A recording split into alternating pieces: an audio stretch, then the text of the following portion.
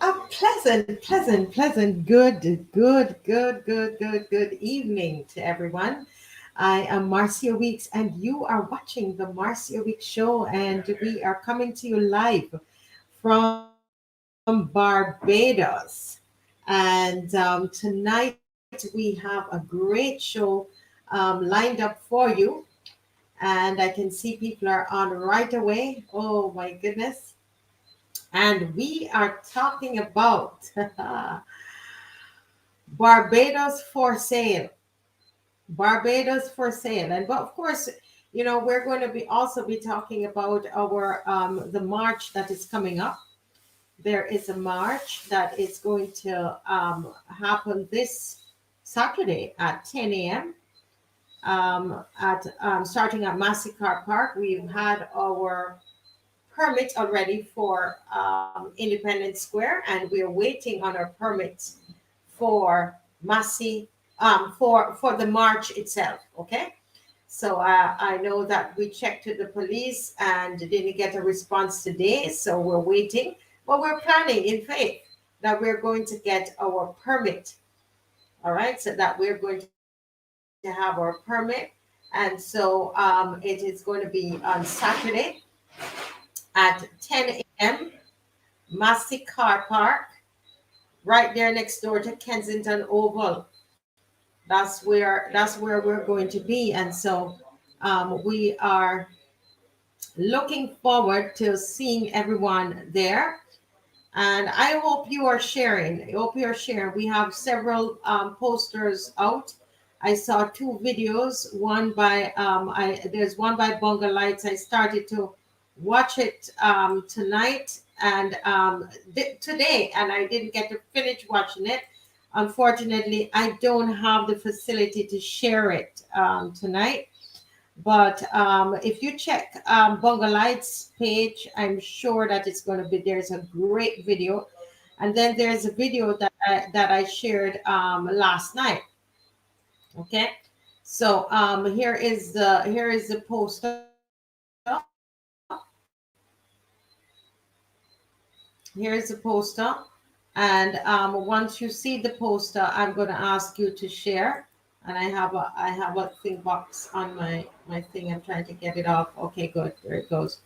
All right. So I'm going to ask you to share the poster whenever you see it. Whenever you see it. Hey, Andrea, how you doing? Andrea, share up this live. Share up this live tonight. There's a lot we're going to talk about tonight.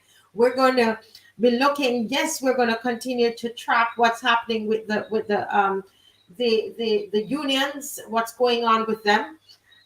We know that there were meetings held today. What's happening with them as it relates to the pension reform, the pension bill, and the NIS bill? What's happening with them? What's going on with that? And I'm hoping that BAJANS are not losing their passion about that. Don't lose your passion about it. Get out there on Saturday, right? Saturday, make sure don't lose your passion about it. I come hard. You're there again. Share up, guys. Share up this live. Share it, like it, subscribe, and share. Okay, we have some great information that's coming up for you tonight. Right, so we're going to ask you to share. Okay, make sure you are sharing. All right, sharing, and that you are all ready for the march and rally. As I said before, we already have the permit for Independence Square, and we are waiting on the permit for the actual march itself. All right, so I'm hoping that by tomorrow we'll get that, so we can come on here and show you it, so nobody's going to tell you that the march is off, right? And you would be ready to come right on. All right, so I know that I see Mr. Caswell Franklin there. Good night, Mr. Franklin. How you Hey, good doing? night, Mark. Oh, I'm bright card, but I can't miss this. This is too important.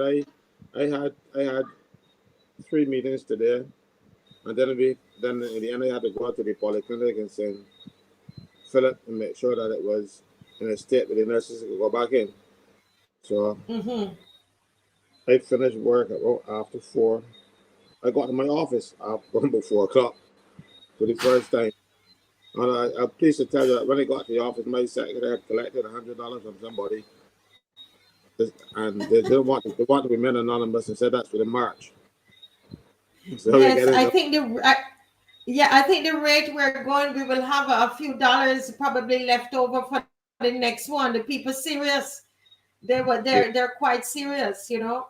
You were there at the march, of course, on Saturday, last Saturday. And what was the highlight for you, Mr. Franklin? I was heartened to see the people that turned out. You know, they just don't turn out for anything. We didn't have a massive crowd, but it was respectable. I wasn't disappointed, and I'm sure that BAJANS, you know, you predicted that USA BAJANS going to come out. You know, BAJANS are not so docile as we've been saying all along, and that is what heartened me. You know, I just wanted to see people out there in support, and they came. You know, and so there was not one particular point in the march that pleased me more than that. You know, when I saw the people, I was on the track, I looked down, I can see these crowds stretching down there. Because I spotted the crowd coming up for the bell, and I can see the crowd stretching all the way down there, and I was so happy. I said, "Well, good." I don't know. I would have shut up very quickly. Well, actually, I didn't see. I didn't see the crowd until I saw it on social media. I didn't realize, until I saw it on social media. You couldn't see it. You were in the crowd, so you couldn't see it. But I was able to see it from on top of the truck, looking down at them. So I said, "Well, you know, we didn't do too badly." No. And what's happening on the ground? What are people saying? Are they coming back on Saturday, the 19th at 10? Well, to tell the truth, I can't tell you because this week, every day so far, I have been on the road, on meetings to meetings to meetings. But I can tell you, people walking up next to me and whispering to me, "Don't stop, protect the pension." You know, they give me some encouragement. I don't want boys to give me encouragement, that kind of thing. Even today, I was at the clinic, and we were all among senior public officers and stuff, and permanent secretaries and stuff, and senior nurses and senior people in the drug service. You know, and one of the group came to me and whispered to me, "Thank you." You know, and they was telling me don't stop, keep on. You know, so people are with us, even if not in body, but in spirit. You know, the people are definitely behind us. I think even NUPW is behind us now because they have come around and they are saying the same things that we were saying. Yes. So what's happening with the NUPW? Have you heard anything? I know that they had some meetings and so on. Have you been hearing anything? Anything dropped on your desk? No, well, as I said, I wasn't at work much today. I was in people's offices trying to fight for these people, and I heard that they did have these meetings, and that this is from the newspaper. You know, they want the thing to go back to NUPW. It says here, in addition, NUPW has made it clear it opposes the recent government decision to increase the pensionable age to 68. You know, that's what we were saying. They're saying no. I'm glad that they're caught up, and they're opposed to changing the deduction of the pay early from 6 to 9%. They're also on board with that as well. So I can only say welcome. A bit late. Yes. But better, better late than never. When it was at better school, late than never. So I remember when it was at school, the youngster told you. So all of those who were saying you're just making trouble. Everybody who was saying that you're just making trouble. Right? Look at it now. They're everybody, the NUPW, they are agreeing with the unity that you're leading. You're leading the way, and they're catching up. All of us on here that we went out, we led the way, and that's the wonderful thing about this, guys. and I'm hoping that we're not losing our passion for it. I want to hear from those who are watching. Are we losing our passion? Are we going to be out there, guys? You have to keep fighting. You have to keep pushing. You have to keep fighting. You have to make just keep pushing at it. Pushing at it. It's when you realize it's almost there. It's breaking, right? It's breaking. It's almost there, and you're pushing until it breaks. It completely breaks. And that's what we're fasting. We're fasting, Mr. Franklin, and a couple of us are fasting, and we're believing that it's going to break. We're going to push at it and push at it until it breaks, both in the spirit realm and in the natural. Go ahead, Mr. Franklin. I could tell you want to No, say we can't something. lose our passion for it. If we lose our passion, we will lose our pension. And unfortunately, that's the thing, If you lose your passion, you lose your pension. You can't give up now. You have to let the politicians know that we are serious, and that if they don't comply, the next time around they will feel it. Mm-hmm. And we got to make that clear. The people of Barbados have to make that clear that this is do or die. If you do it, you die. Mm-hmm. It's not going to allow Yeah. you to abuse us all the time. We be asked you to take care of us, not abuse us. Then we put the government in place. We want the government to look out for our best interests. Mm-hmm. These clearly are not doing so. And if it means that I have to go out there and canvass with somebody, not for me, because I'm not running, but if I have to go out there and find a platform that I can speak to, because I thought I was too old for that, and I would actually abandon that part of my life. But if I have to go back, if I have to use a stick, a walker to get up there, I'm going to do it. They have to listen to the people. These are the people who voted for them. Yes. You don't listen once every 5 years. And when you pick up, you have a town hall meeting, and nothing that you propose in change as a result of the town hall meeting, you just had consultation for the sake of it, or to say that you had consultation. You put things in place. Mm-hmm. Nothing that the people put forward to you didn't change your mind one way or the other. Why? Because you were listening to what you might consider a higher power. But the higher power in Barbados are the people, not the IMF, Correct. not the international agencies. The higher power, us. You have to listen to us. You are working for us. And if you don't do what we say, we will fire you. That happens every day. Mm-hmm. Mm-hmm. Mm-hmm. The only thing is that Mm-hmm. it won't be a case of Mm-hmm. unfair dismissal, so I won't be able to help. I won't be able to help them. Correct. Correct. We can't lose the passion. Somebody on here said, my passion won't dim until we achieve all we set out to do. Yeah. We will unify, Mystic says, and stay strong spiritually and mentally. And while we're gonna go on a different topic here very very soon, because Mr. Caswell, somebody reached out to me and said, listen, look at these documents. Look at these documents. It seems like Barbados it's for sale. So we're gonna take a look at some documents tonight. But I want to continue to encourage everybody that's on. Guys, don't lose your passion. Don't lose your passion over this thing. Get more militant about it. Invite more people than you invited last week. Do double that what you did last time, right? Marcia, there are countries in this world, even in this region, where you can lease our land, where you can lease their land, but you cannot purchase it. When you sell your land, it's gone. It's gone forever, unless the government won't go and take it up by acquisition. We are too small to be allowing people from outside to take our precious resource, our land. We don't have much of it. So if government wants to do things like that, they must lease it. And I'm not talking about 99-year lease either, because a 99-year lease is a lifetime and a half.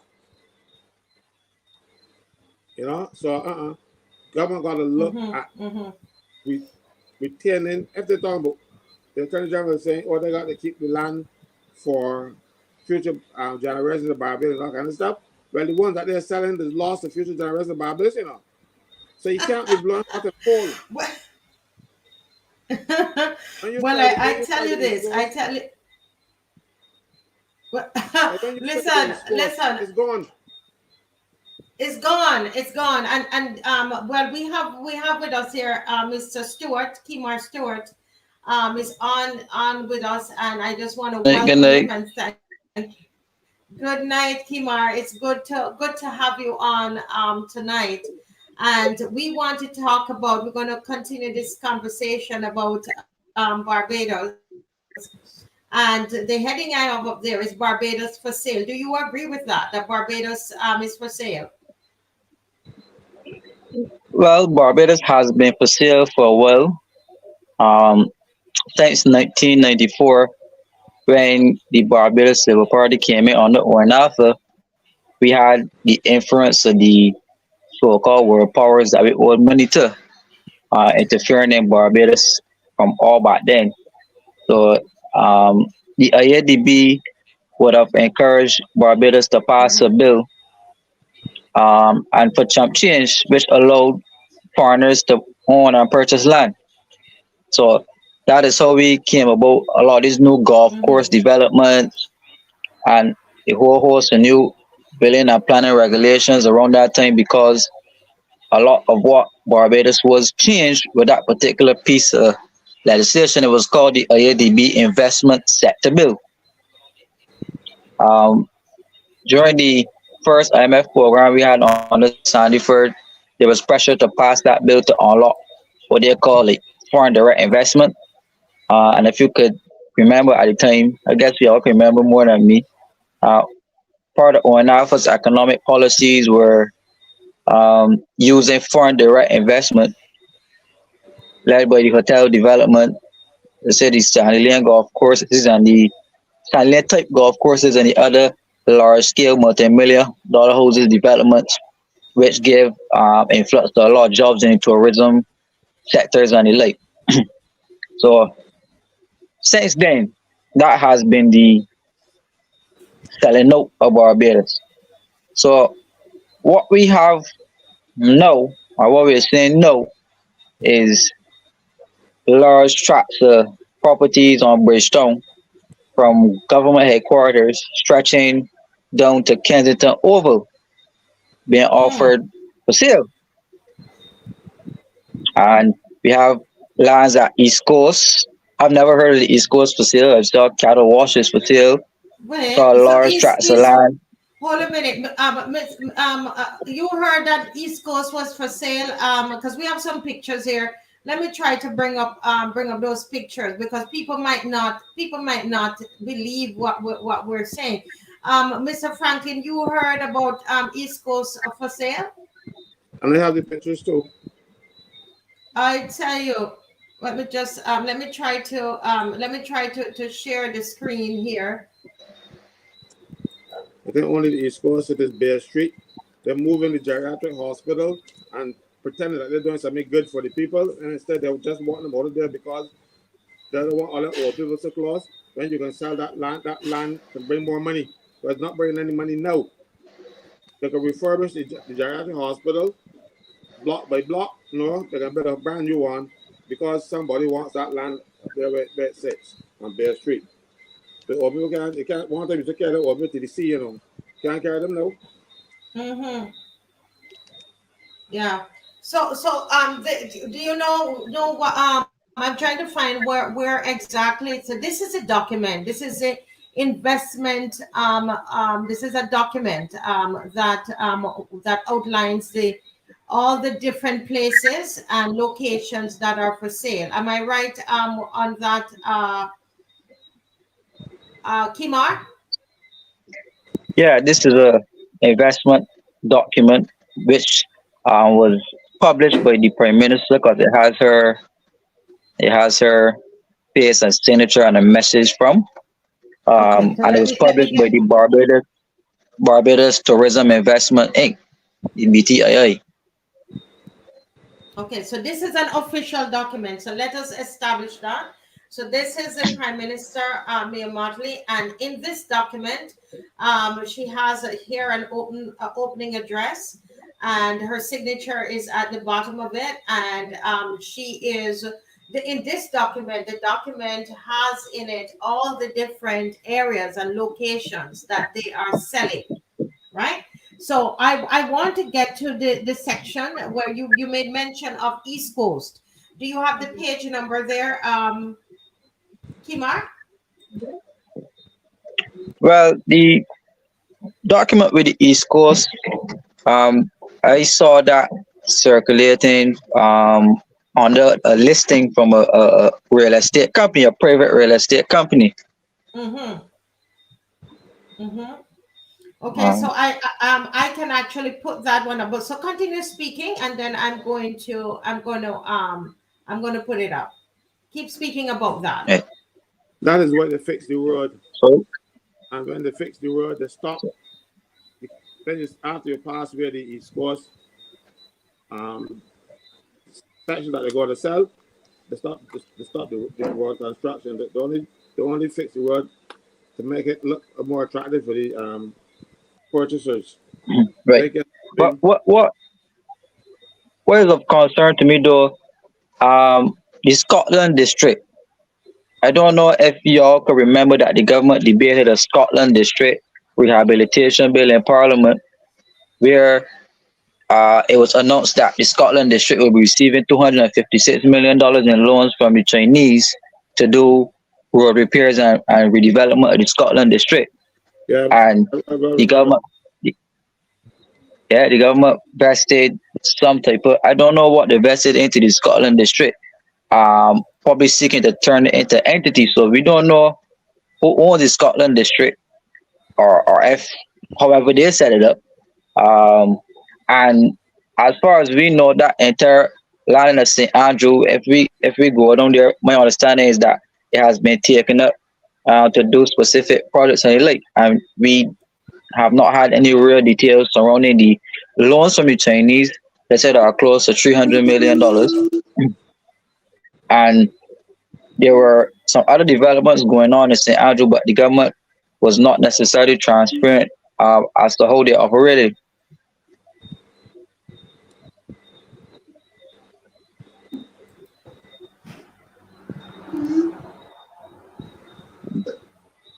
Well, So, you should be seeing the East Coast, the Cattle Watch East Coast Road, and you will see this is the price of it, guys. This is the price. Okay. So this is it here. Lot size 72 acres, ocean view 600 meters, coastline, right? And this is 11 US, over $11 million that this section is being sold. But I would love to know what Barbadians think about this.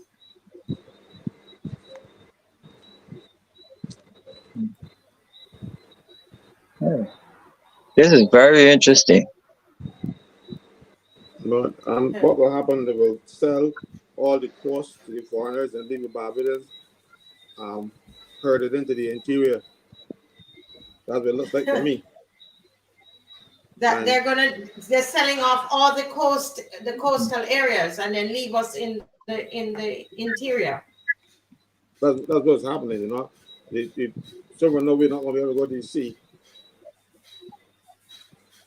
Mm-hmm. Well, what's When happening we in just Six go, Mains is that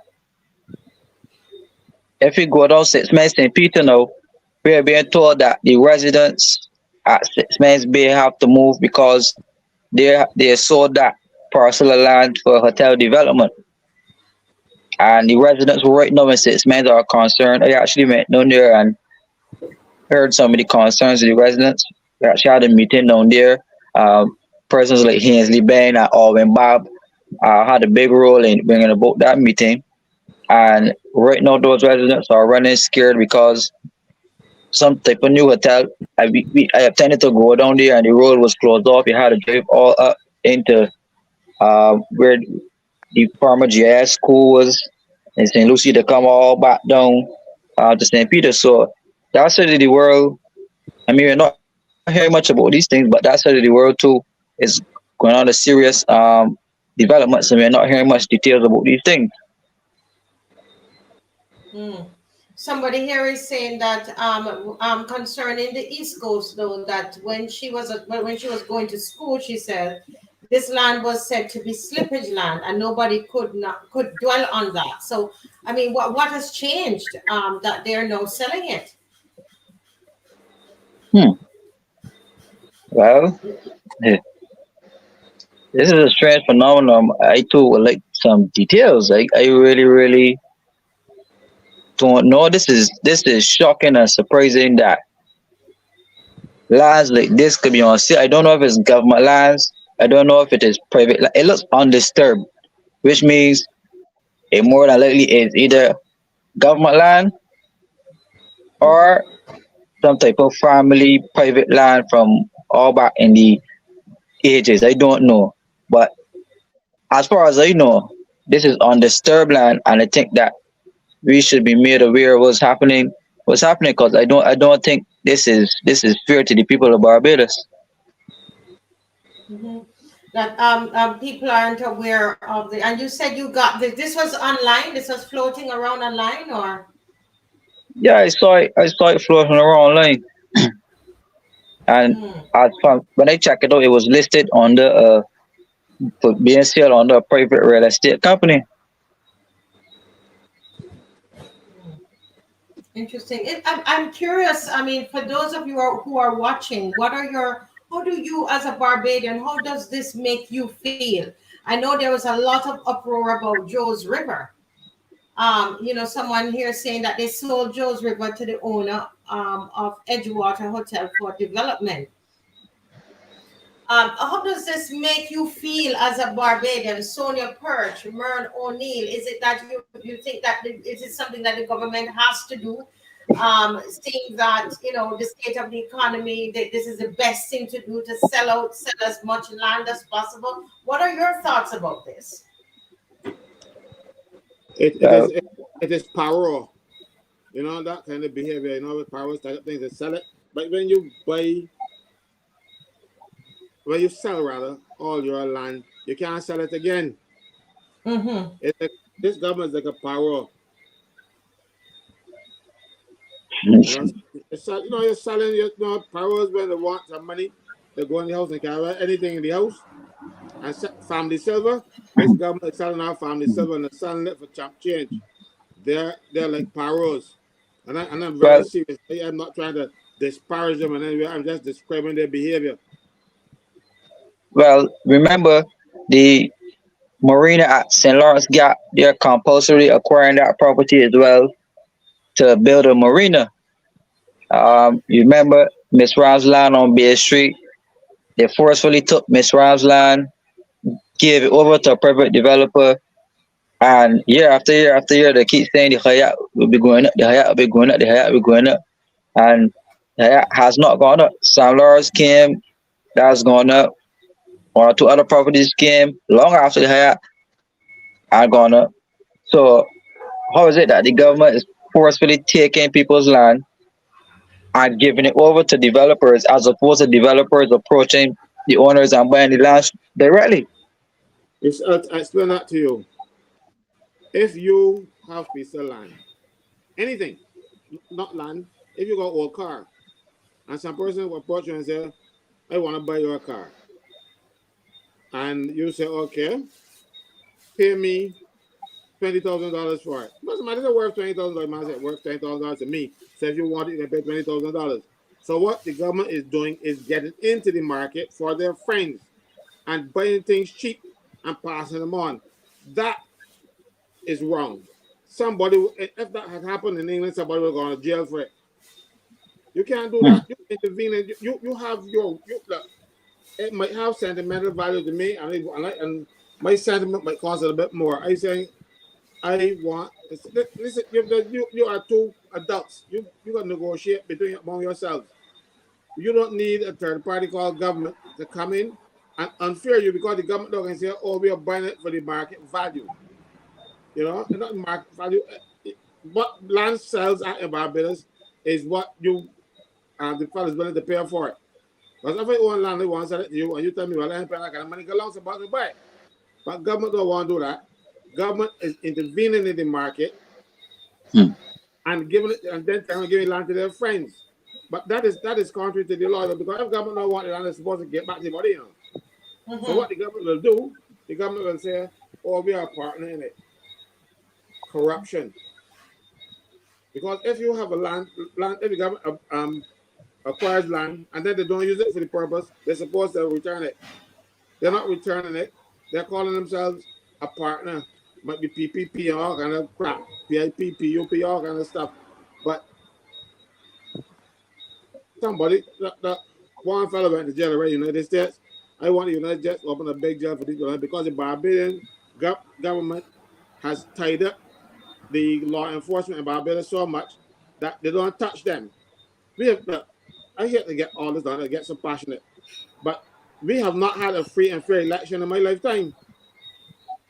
And these same people want to come and introduce, I think Marcy can talk about later, integrity legislation. How can you have people forcing integrity legislation on people when they were corrupt in getting office? It's against the law to have all those red t-shirts and get $100 bills and have facts around election time. But they did it. I know they're going to come and want to sanitize themselves and make people feel that they're so holy and mighty and stuff. Here. They are close enough to crooks as possible. You know, I must feel sorry for them, you know, because our Prime Minister has a very bad track record, you know. Whatever she does, she's ended up with the wrong crooks. So she's not lucky at all. I'm like, listen, wait. No, seriously, look at the prison and look at the criminals at Vico. Wherever she goes, these people trick her and you know she ended up with wrong thieves. You know, it seems as though she ain't got a lot. She always looking at them on crooks. That poor girl. So you're saying that everything. Go ahead, Kimar. Right. I was saying that was a funny joke, right? But no, he's speaking. Something crossed my mind the other day, right? And then, cause I'm a horse racing fan, I mean, I like horse racing, and something crossed my mind the other day. Um, as I saw the airport being leased out to Dubai, I know that the sheiks in Dubai are lovers of horse racing, huge fans of horse racing. They have the Dubai Cup over in Dubai worth a couple million or whatever, and horse racing is a big thing in the world. Based off these plans that I see to basically sell out and change the face of Barbados, and I heard some pronouncements being made about having Dubai investment in Barbados outside the airport and connecting the Arabs further inland in terms of cultures or whatever. It dawned on me that we may have to look for the Garrison Savannah, the Garrison Savannah to quote unquote be under investment, where there it comes in that there will be changes to the improved law of the racetrack. You know, there will be this new feature and that new feature, and it will be sponsored. It will be sponsored uh, through the Dubai Racing League or whatever. But what this does for Barbados is that it changes, as Carlos said, actually pimps out the island, and it allows people to come in and change the heritage, change the face of the entire country right in front of your eyes, that you no longer recognize where you live. And then when these type of assets get taken up from you, that you can't come in and say as you like no more, you can't get it and walk from over in the Bella and go to the grass and enjoy horse racing no more, you know have to pay. But you worry about horse So, racing. I think about camel racing. All that coming next.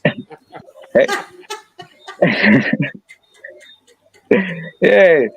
I'm big So enough to make jockey, all right. right. But I just brought out the horse racing to show you that subtly, the things that we once enjoyed, the basic amenities that we have in Barbados, is just easing away from us. That look at the beaches. they say that we don't have private beaches, but look how many hotels built out to the water break that you can't walk past on the beach. Sometimes when you go out on the beaches, you got security guards coming out of the hotels, trying to bully residents, saying you can't cross this line. Right?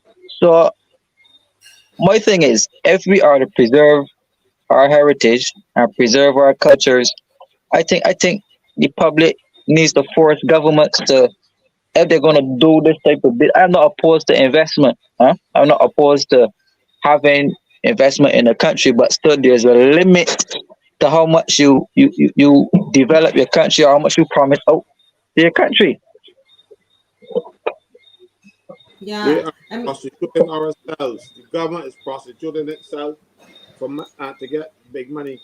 But we have more we pockets, all right? And the government likes champagne. Might like champagne for them and their friends because again, people down here like us in that champagne, we ain't even getting Bobby. Right now, you see, even the welfare department kicking people out of places, no champagne right for them more. I tell the papers today, they're not mm, looking Yeah. at us or those who need us, who need government. Government is supposed to protect, first of all, first and foremost, the vulnerable, the most vulnerable people. They're not doing that. They're looking out for the people who can buy a hotel. They're looking Mm. at technically from people who the government should be looking at housing for low income people rather than getting into all this pie in the sky nonsense because that is not their role. They invest people with money will come and invest. If you make it, mind you, if you make the terms attractive enough. Look, St. Lucia has bypassed Barbados by leaps and bounds because and because they have much better governance and planning. They took our concept of they bringing people from overseas and setting up companies here and that kind of stuff.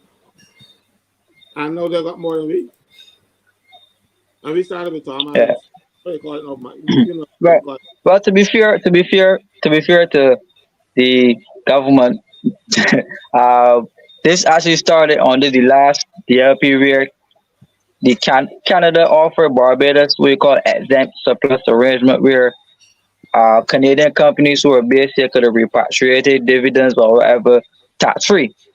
So the Canadians then put Barbados under pressure because Barbados was being seen as a tax haven.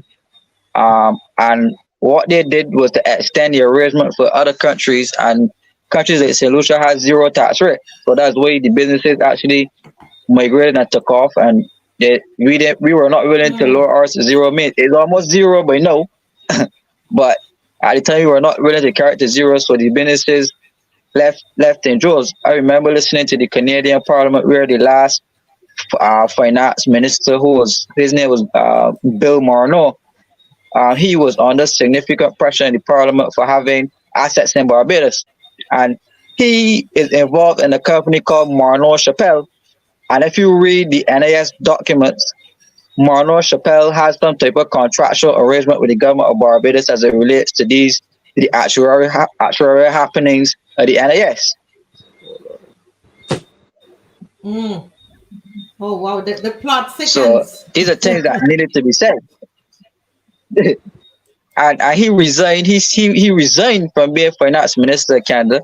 But like I said, the pressure was on him because I watched the Canadian Parliament myself, and I read those NAS documents, and I am sure that I saw a company called Morneau Chappelle having some type of connection to Bill Morneau, who was the finance minister of Canada.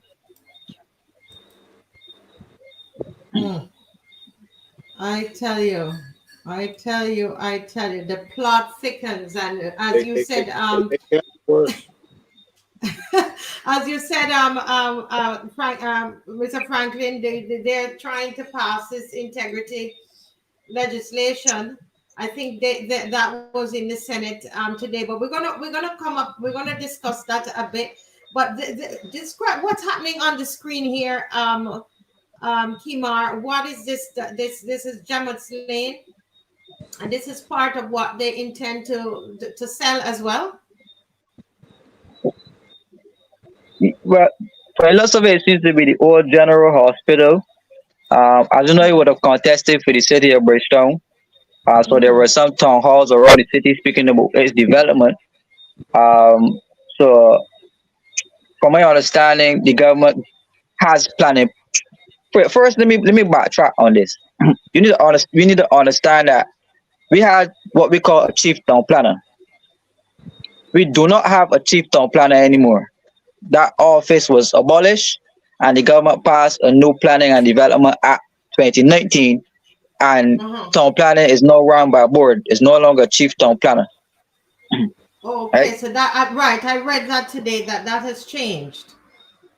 Yes. Okay. So And what's the what? significance of that? Is it? Do you think it's something that will allow them to operate, more efficiently, No, or is it? What's the purpose of it? Why is it not being run by a board? it doesn't operate more efficiently. What it does is to put political yard fouls in charge of the process, some of whom are involved in development, land development, and they're on the board. So they get their properties approved first, or sometimes not even only approved first, but approved when other people wouldn't get approved under the same circumstances. The government has built a system of corruption around itself, and they try to clothe it with boards and stuff, but it is still corruption. You don't need any board to run town planning because most of the people in town planning are all professionals at the top. You take the responsibility from people who are trained and put it in the hands of people who are controlled by the politicians. What do you expect? Next time, we're not going to have a single place out here to grow a yam or cassava because they're going to root it up and put their raisins and thing on it. These people need to be stopped. You see the one that you're looking at now, the Jammers there? That's where they're going to take it very savvy because that is all be part of the whole development, and you can't have it with Yeah. with what's his name, Mr. Kinch'S. There's like a store terms taking up spoiling their investment plans. This government has to stop Yeah. this nonsense, man. They are supposed to look. They are supposed to come in, as I said to you, take care of the most vulnerable. They are not doing that. As a matter of fact, every time they take action, it hurts the most vulnerable. Starting from when they tax water. We have people in Barbados who water and sewage. Some of these people who don't have any toilets at all, far less sewage system, and they are paying sewage tax. They take the people. But I sit down and work out how much money I pay for this. It's 40 cents on the gasoline. After a year, I worked out and it says it was $960 as opposed to $400 that I was paying before. They are hurting the poor.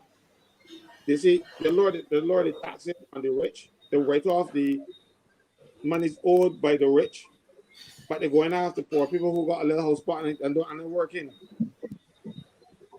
So this government, but you say what you're gonna say next. This Yeah. wanted. Or this, Yeah, this I won't agree. I won't agree with Caswell, especially with this savvy situation, because from my knowledge, my firm knowledge, and from what I can see on this screen, the government has it shaded exactly where Savvy is, which should be included in their plans or whatever to put a hotel where the old General Hospital is. That place that's Okay. always burning down miraculously. So hold a minute. So help me. I don't know the place that well. So tell me, the place has shaded in. This is the place here, the green spot you're talking about. Where are you talking about? That's Which exactly where Savvy is. The green spot seems as exactly where Savvy on the base. Okay, where my cursor is. Okay, and you're saying that the government has plans to develop that particular area where Savvy is, and to get But they call it the reinvestment, strategic reinvestment area, right? yes, but the government actually gave itself planning permission for a six-story hotel development, and they said the hotel could be 750 rooms, condos, units, a mid-high-rise building or whatever. And across from there within the site, it says that a local entrepreneur can participate in a residential bread and breakfast style accommodation or a learning for health or a health focused campus or so.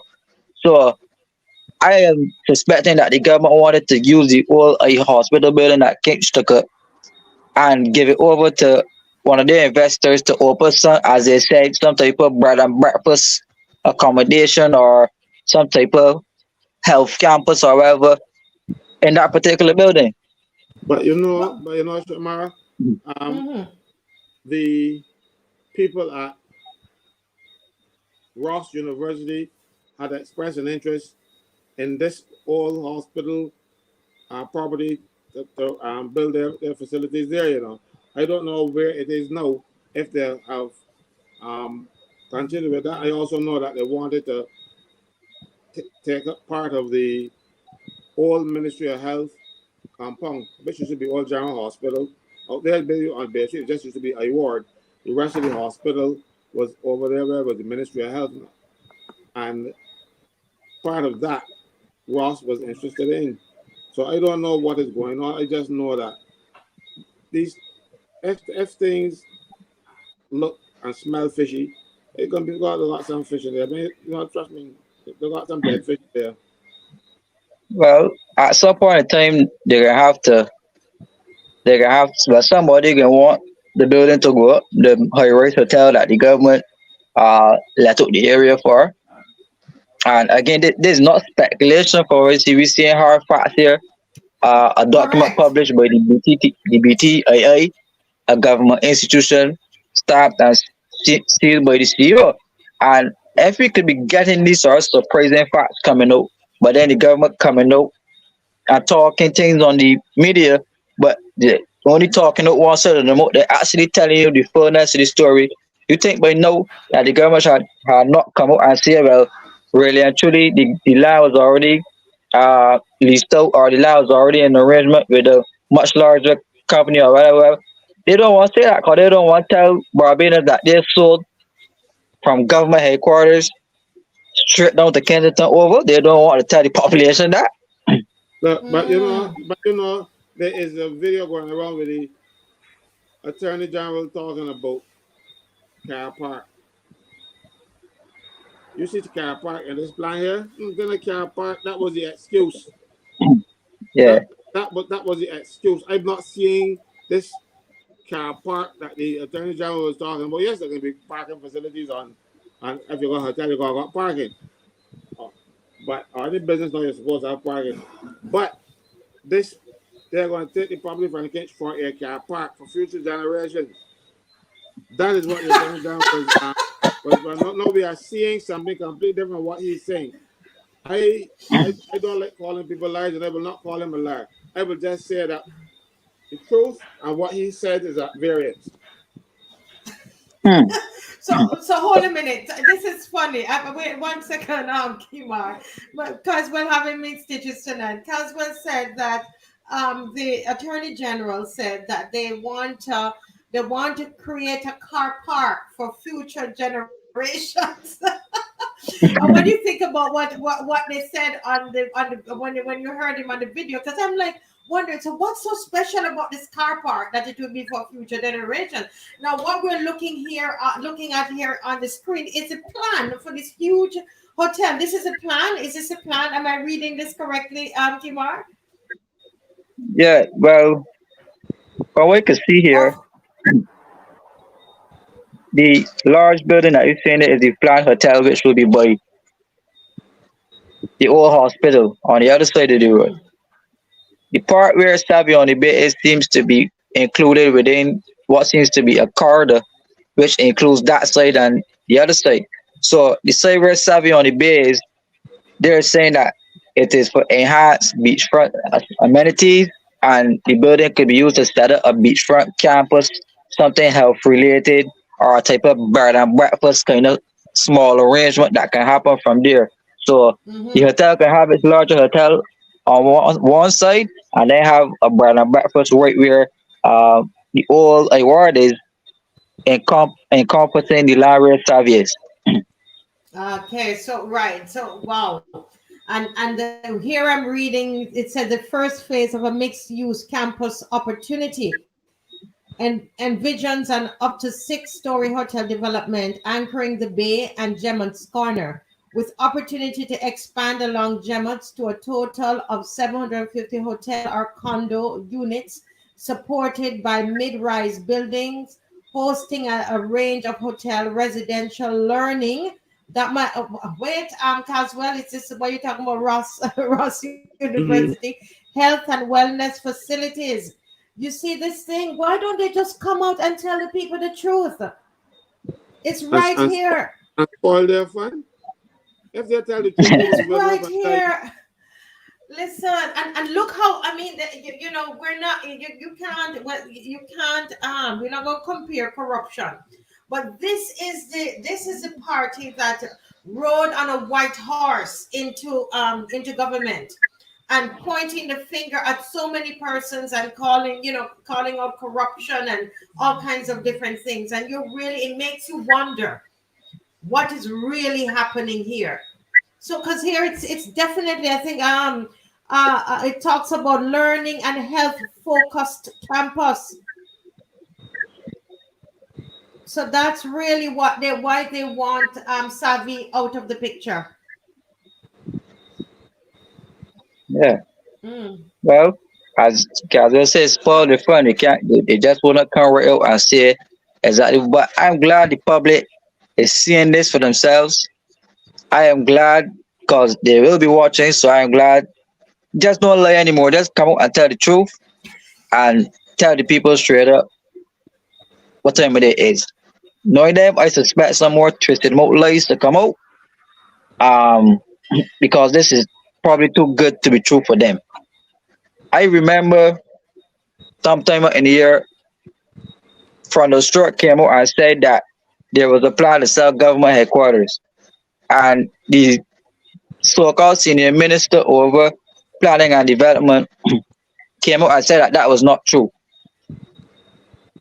I saw the same document that you have here. I clearly see in there government headquarters as one of the places to be sold for hotel development. And it's right in there. But he came Which into the media and document? said, Tell me which page, because we wanted. You see how we're taking time and showing you the picture, so you don't say we made it up, right? Don't say we made it up. So see if you could find the page. Is it in the large document? Um, is it the one in the large document? So we're gonna wait for him to find the page, and bear with us because we want to show it to you tonight, so that when the AG comes out page smiling, 12, because he loves to smile. Page 12, right? not, He loves not to page smile. 12. Come down to, it seems where it says here, strategic area F,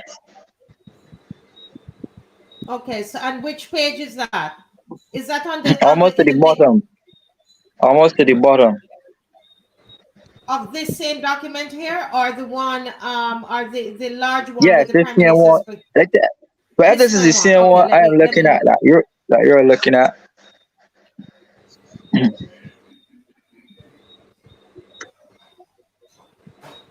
okay, keep talking. I'm gonna find it. right? Mr. Stewart said that the government, or there's a plan to give away the government headquarters for hotel development. That was denied by Mr. Dugate and said that there is no plan whatsoever. This document shows that there is a plan and it is right there in our eyes to see. And he said no. So I won't be a fool to believe his words over what I can see clearly here in a document, black and white. Now, this So government seems to be saying to you, don't believe your eyes, believe what we are telling you. Your eyes are tricking you. Trust me, yes, don't trust your eyes. Well, you know, and let me tell you, this government headquarters building. This is a property that should be preserved and kept for Barbados. You know, this is where our ministerial government was located. You know, when we first got ministerial government in Barbados, that is it. This was built. This is that was what they call it, government headquarters. The government was headquartered. It is like selling Congress or wherever in the Capitol Hill or some United States. This is something you don't sell. You preserve this, even if you have to even if you move government headquarters from there, that place should then become a place of interest where people will tour. You don't tear it down. Where the National Trust don't go and put a thing up on that and say, well, you can't touch this building too. I don't understand it. This has more significance for the people of this country than a lot of the old dumps that they're telling people that got preserved. This is one that we should, not for our national pride, but mind you, we don't got a national pride no more, man. That's the thing that bothers me. You know, our national pride is what the politics is. So there, you can take government headquarters too. That has too much historical and significance for the people of this country. You can't sell that. What are you gonna do? Well, they're selling it. Wow. Selling it. I'm And they're not selling. stopping till I find it. They're also selling central purchasing on Spring Garden. You know, the place where the soldiers really stand up and crop over with the guns. When you get to the end of the crop over check, opposite Kensington College shallow draft. That building right there is to be sold as well for hotel development and changing the shallow draft into marina type development. That should have not security implications. You don't got any old terrorist that come in there, go in the hotel and wreak havoc on our harbor. I don't want a hotel, no hotel development on there because somebody could sit down inside that hotel and do untold damage to this country from that point. Listen, I'm even seeing here the Kensington Oval. Oh my goodness! Listen, tell me, do you have a picture of that page? Have you sent me the picture of that page, Kimar? Because I want to show the people about the government headquarters. Do you have a picture of it? A screenshot? I think that's in the. Wait, I saw that in the same document. The same one you had up before. You saw it there. It's there. Okay. Yeah. Okay, I'm gonna keep looking. Okay, so that we can show them. I don't know why I'm not seeing it on here. Right. It was at I'm the seeing. end. It was at the end of that document, almost the last page.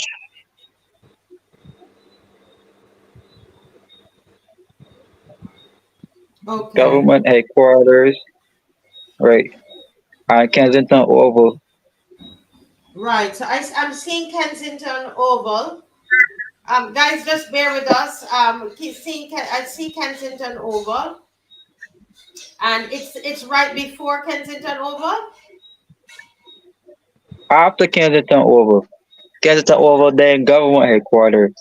Okay, I don't have that one. I see Oh. Trevor's Way. There is Trevor's Way, and then then there is Kensington Oval, and that's the last one. So just take a pic of that, please, and send it. Right. But I want to hear from Barbadians, and I know it might seem like we're a little slow, but I really wanted to show you that, because I am reading it here. Right, it's all right here. Kensington Oval as well is on this document as an opportunity for investment. Yeah, what I also saw in there too was the immigration building on Hink Street. If you know, there's government assets on the other side in the Ministry of Agriculture. What this thing is showing me is that both of those properties have received planning permission for hotels to be built right there. Wow. So they're basically going to just be they want to the idea is to put as many hotels as possible along that in Bridgetown. Yeah. If you listen to the Prime Minister speaking today, actually at the opening, the Sam Lars, she actually said that more hotels will be coming on stream in Barbados and specifically in Bridgetown very soon. Today itself, she said it. Right. So Savvy, so the whole thing, and those people who are saying, trying to, well, Savvy is a white man and he's trying to take things away from us black people, that narrative. Listen, it's not holding up. It is that there's a scripture, Mr. Franklin. I don't know if you know it, between Jezebel and Ahab. When Ahab saw a field and he wanted the man's field, the man grew up his vineyard and it looks really, really good. It's in the Bible. And here Ahab goes to Jezebel and says to Jezebel, I want that field over there.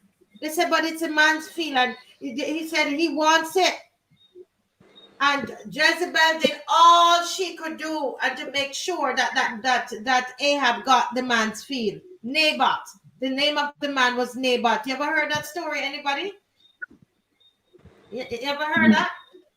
But it's a case. It's a case where you see something. Somebody has something. Here, Mr. Kinch has developed the land and created this beautiful establishment. Right, and they don't have rats there anymore, and all kinds of homeless, all kinds of things happening there. So now they want it because they're now ready to do their hotel development and to pass it on to the investors that Yeah. they But want to. he Is But that what's remember, happening? he developed it for Barbadians. His concept was that he will be serving Barbadians there. The Barbadians were happy. His neighbors cater to the tourists. Mm-hmm. And when BAJANS go to those facilities, land to the neighbors, they're not welcomed with open arms. He is creating one that is welcoming to Barbadians, and then the tourists feel like America can come too. His concept makes a lot more sense because if we have another downturn, the tourists ain't coming, and he got one open for BAJANS, he can send that money. But a lot of these people that have only tourist businesses where people cannot, the normal business can't go, they suffered. And they had to rely on government, give them money, then they keep the money for themselves and not get starved none. But that's another story. So Mr. Kinch will be taken out. The Barbadians element will be taken out because they don't want Barbadians on prime Barbados property. We don't want you on the beaches. We don't want you near the coast. yeah, If they can play the coast, they can give you some little trap somewhere down in St. James. You can go down there and bed, but they don't want you out there, Bronx Beach and all that kind of stuff. yeah, Eventually, we will lose them too. well, yeah. I am foreseeing, because it's brought to my understanding from some of the residents living in Nelson Street, Wellington Street, and the surrounding areas, that the government has been coming around, asking around because there's plans to compulsorily acquire their properties.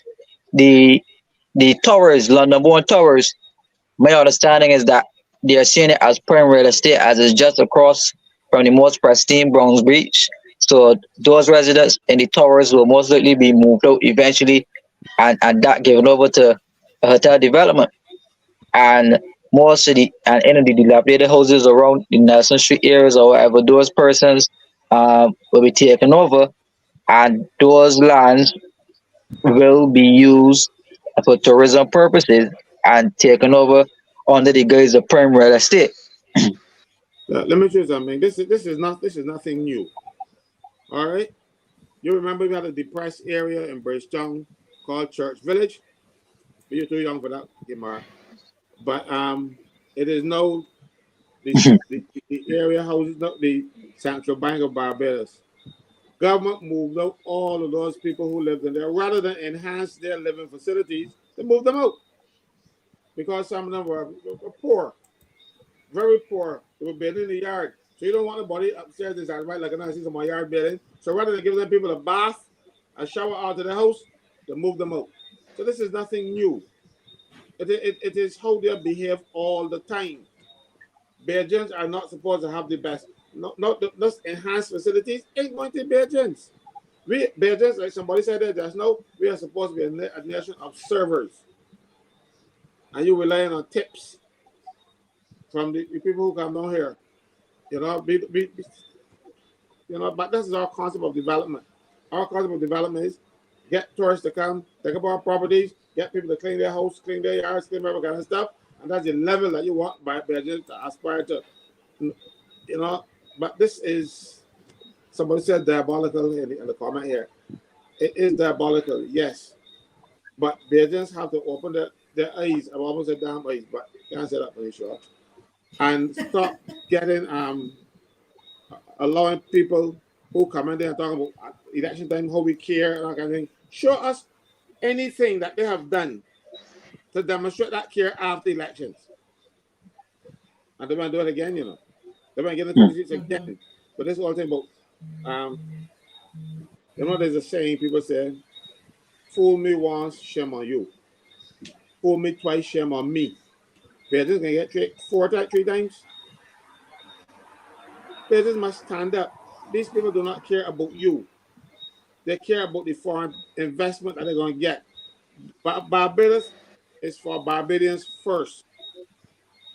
You can't go anywhere and demand that those countries are for you first. The only place we can say that is here. And we are taking it away piecemeal. But this one is not piecemeal anymore. This one is a big grab one time to take away. Next thing you know what will happen, you will have to, when you get by the garrison there by the old police just before the defense force, you might have to turn and go across there and make your way down to get another town because they got all on the block off your way. They are looking out for the best interests of the people who they go there and laugh in the face when they go there meetings. I don't even understand what people are trying to do to you. Making us a nation of servers. Mind you. You know, Kim, I'm saying what say the average Barbadian? What can they do about this?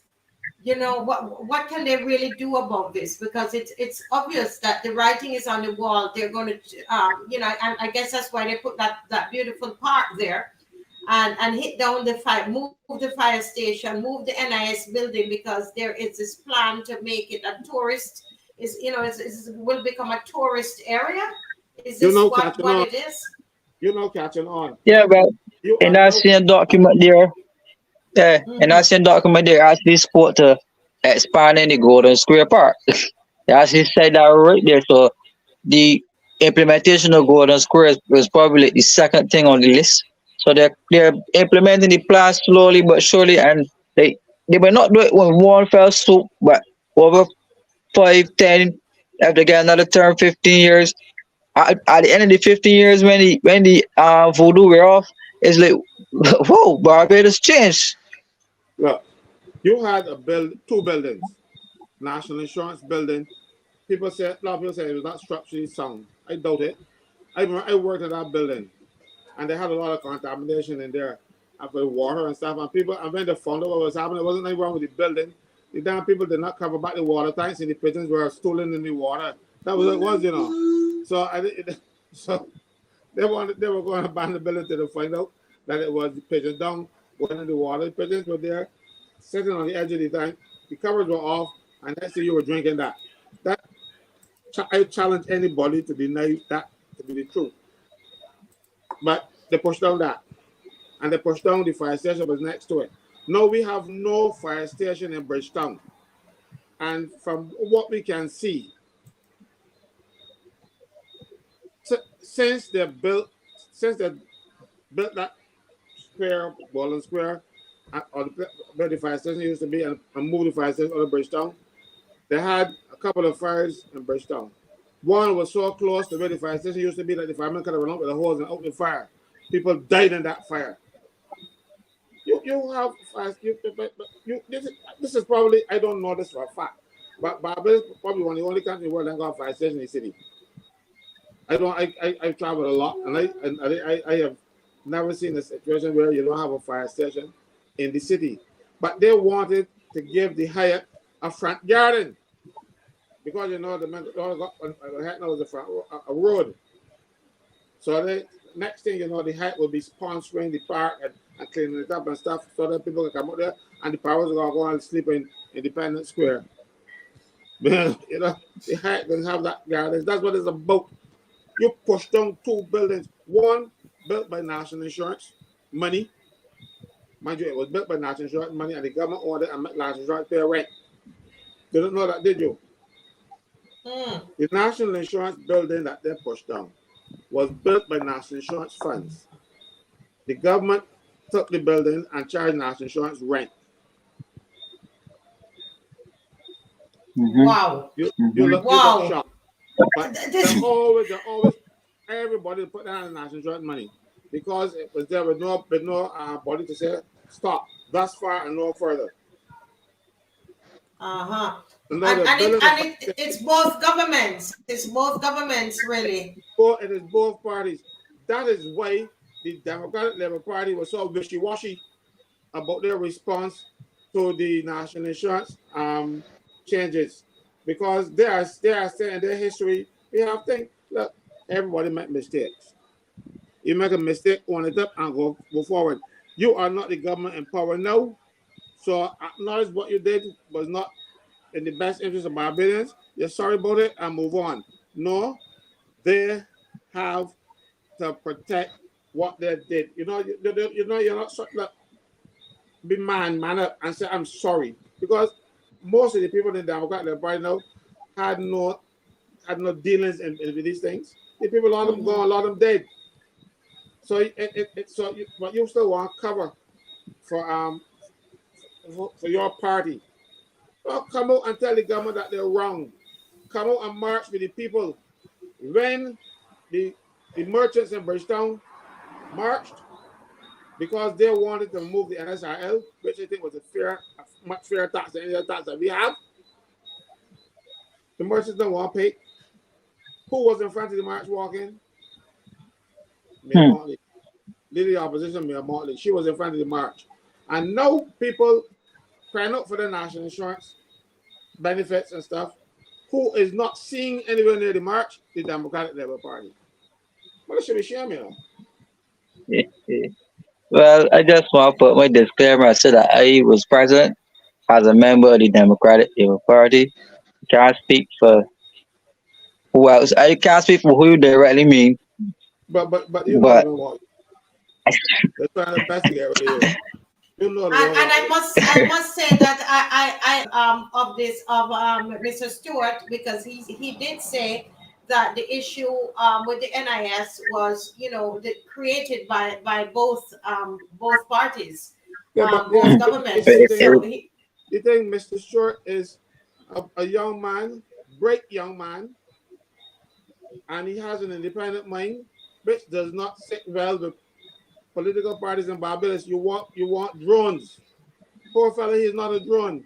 He can think for himself. So they're going to try their best to take him out.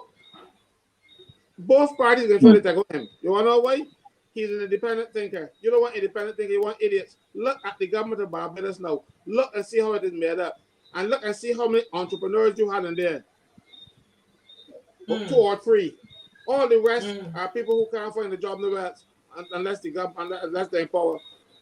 They don't want people like him. No party. Because they can't control his mind. But those people who don't have anything in their head, when you got nothing in your head, people can put anything in it. And that is the problem I got with him. So he ain't one of those people that I'm talking about. Yes, he's a member of the Democratic Labour Party, but he is not one of the people who making the decisions, who refusing. Like when he tried to hold a meeting, the party that's coming after him and said, we can hold a meeting, you can't hold yours. Just to drown him. I don't know anything about these things. I don't want him to speak because he might be in enough trouble with him already. But I know of these things. He proposed a meeting, advertised it, tell the party you can have a meeting. The person, no, you can have a meeting, we can hold one. And drown him out. Because they don't want people like him. They want yard fouls. They want people who don't think for themselves. And the problem with leaders in Barbados, we have a culture of a supreme leader, who is a maximum leader. And if you Mm-hmm, are in mm-hmm. there and you challenge the leader or anything, they want to take you out.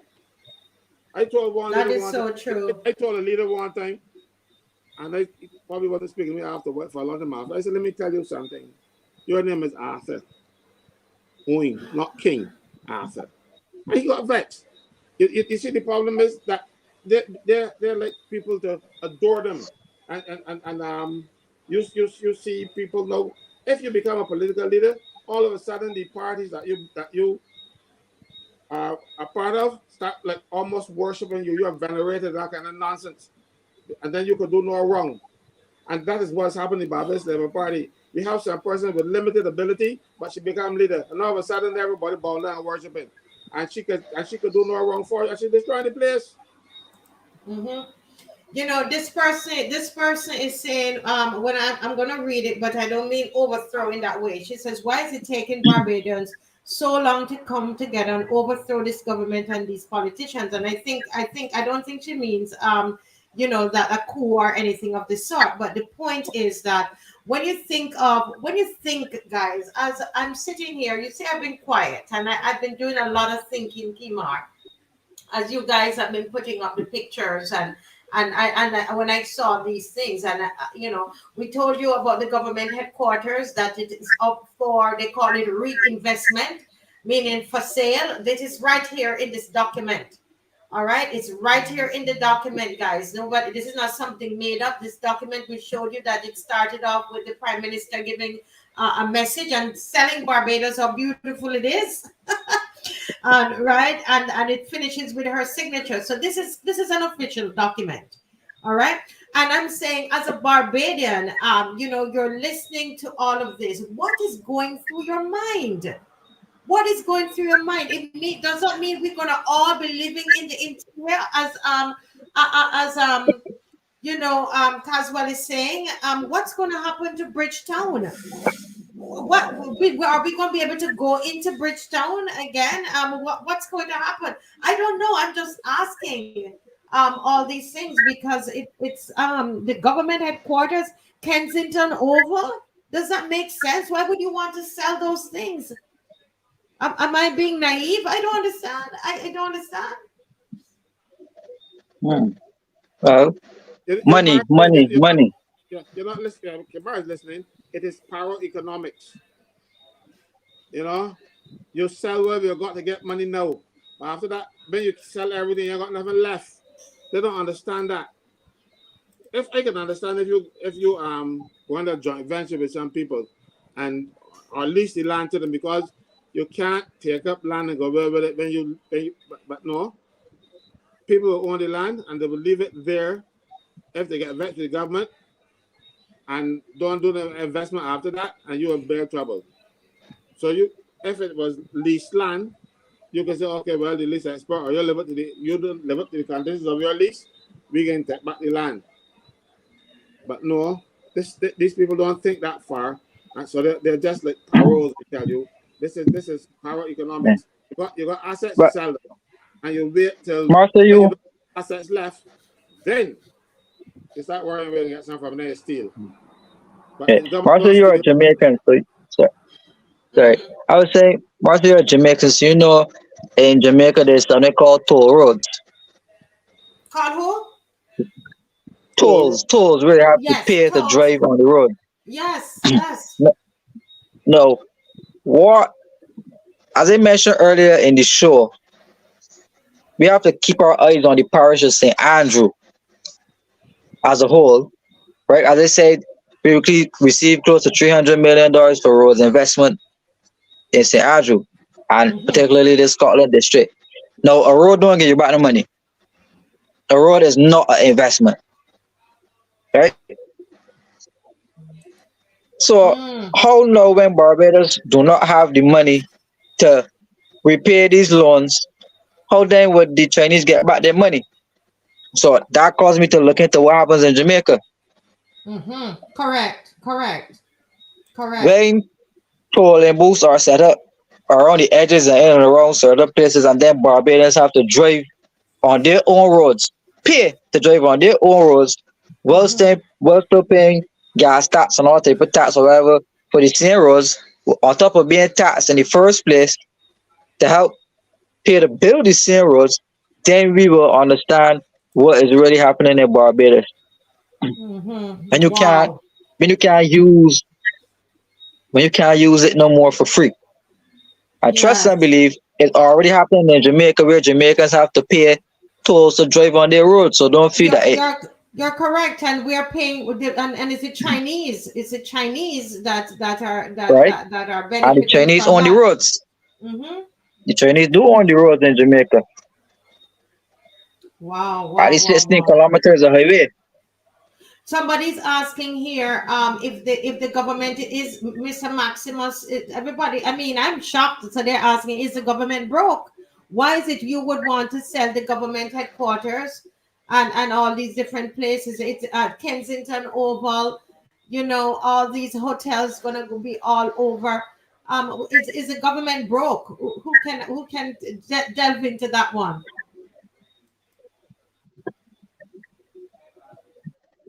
It may not be that the bro is that the IMF the IMF is in control, and when the IMF tells you what to do, like you sell this, you sell that, you hold this, you don't hold that. You sell this over to that body.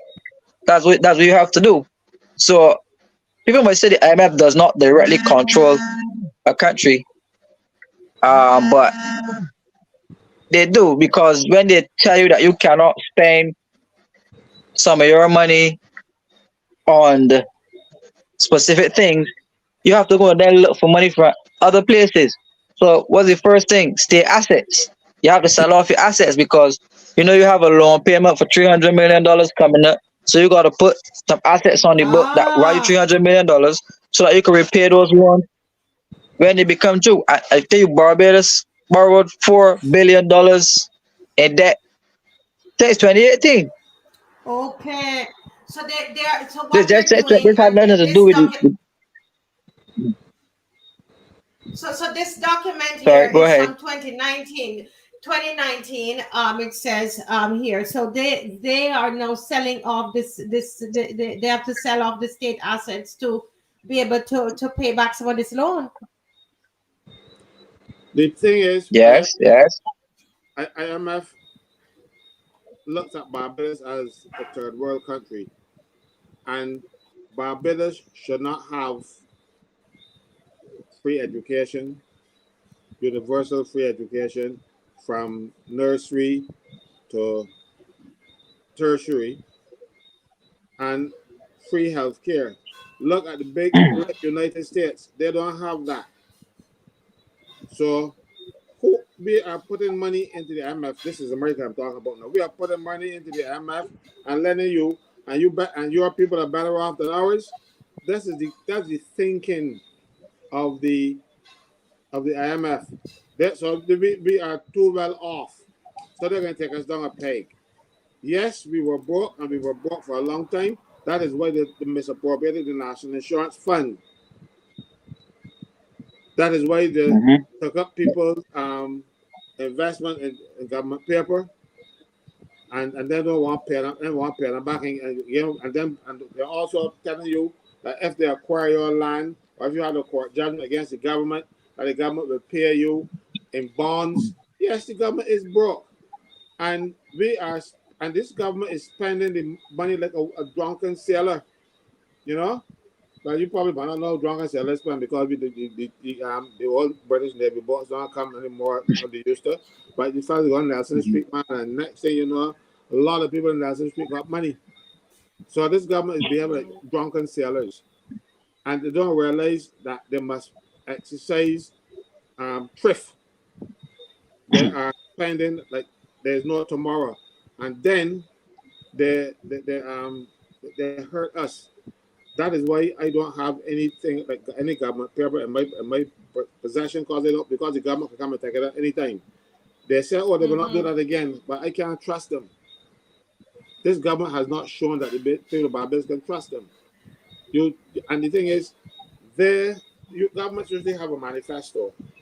A manifesto tells you this is what we propose to do in our next 5 years. Mm-hmm. government manifesto and see if they are following it. These things come like brainwaves to the politicians. They come up with these ideas, and that's not a good idea, or we can implement without any planning, without any proper due diligence. They just rush and get these things done. And all along the manifesto that they are elected to put in place, go on the begging. I am very sorry, but we have a very incompetent government. Mm-hmm. And as I said the last time, the fellas have no, but yes, they have, but they don't got nothing here on them. You know what I'm talking about. You know, these people. I am sorry, but they juked us once, they juked us twice, and there's some BAJANS out there still remain juked and don't do anything else. I am sorry, but BAJANS have to wake up. You have to Do wake you know up. that? Do you Go know that ahead.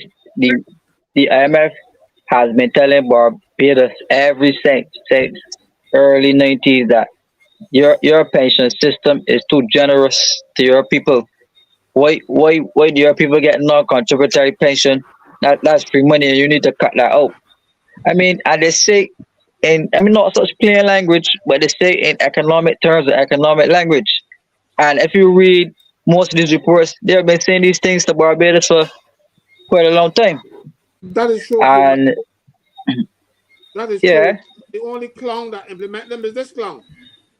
Only that one rejected yeah, and different rejected them. Every other prime minister of Barbados tell the IMF find something else to think about because these are things that we are socialist government. We must take care of the poor. Both parties are supposed to be socialists. The only brainless one that we had that can't think for themselves is not implementing everything that the IMF is saying, while other leaders have told the IMF, these things are sacrosanct. You can't touch these. We are touching these. yeah, Not national insurance or pensions. No, they will make people paupers with these pension arrangements. Mind you, the only yeah. people But that I will think as paupers will be the politicians, but then they end up with two pensions. I, yeah, if you listen carefully to the words of the Prime Minister, she often speaks about access to development financing. And part of the reason Barbados does not receive this concessional finance is because our per capita income is too high. So that's the average income level per citizen. So we don't qualify for concessional finance. So part of the IMF program, however, is to strategically decrease the per capita income of the average Barbadian and indebt the average Barbadian more, as per Barbados can qualify then for concessional financing. Like Kimara asked you a question. You remember we qualify for concessional financing and they tell you it's the cheapest finance and the cheapest money in the world. What happened to it later on? Tell us about that because I answered right. Well, she quickly realized that um, these loans are tied to the labor rate, the London interbank lending rate, and they jumped 400% on us. So it wasn't 1% no more, last they were saying. So you had to pay about 400 times more than you borrow. And this is going to increase every couple of years. Don't think it's 400 now and it stop. It can be 400 more probably in the next 2 years. It can be another 400 in the next 2 years. So the interest can keep climbing and climbing and climbing and climbing to Barbados actually sinking so far down in debt that you have no choice now but to devalue the dollar, because people talking about the devaluation of the dollar could be close. Don't mind you talk about all these reserves, because the tier, The the, reserves the, the borrow. rate at which Barbados, the rate at which Barbados is losing reserves is so deep.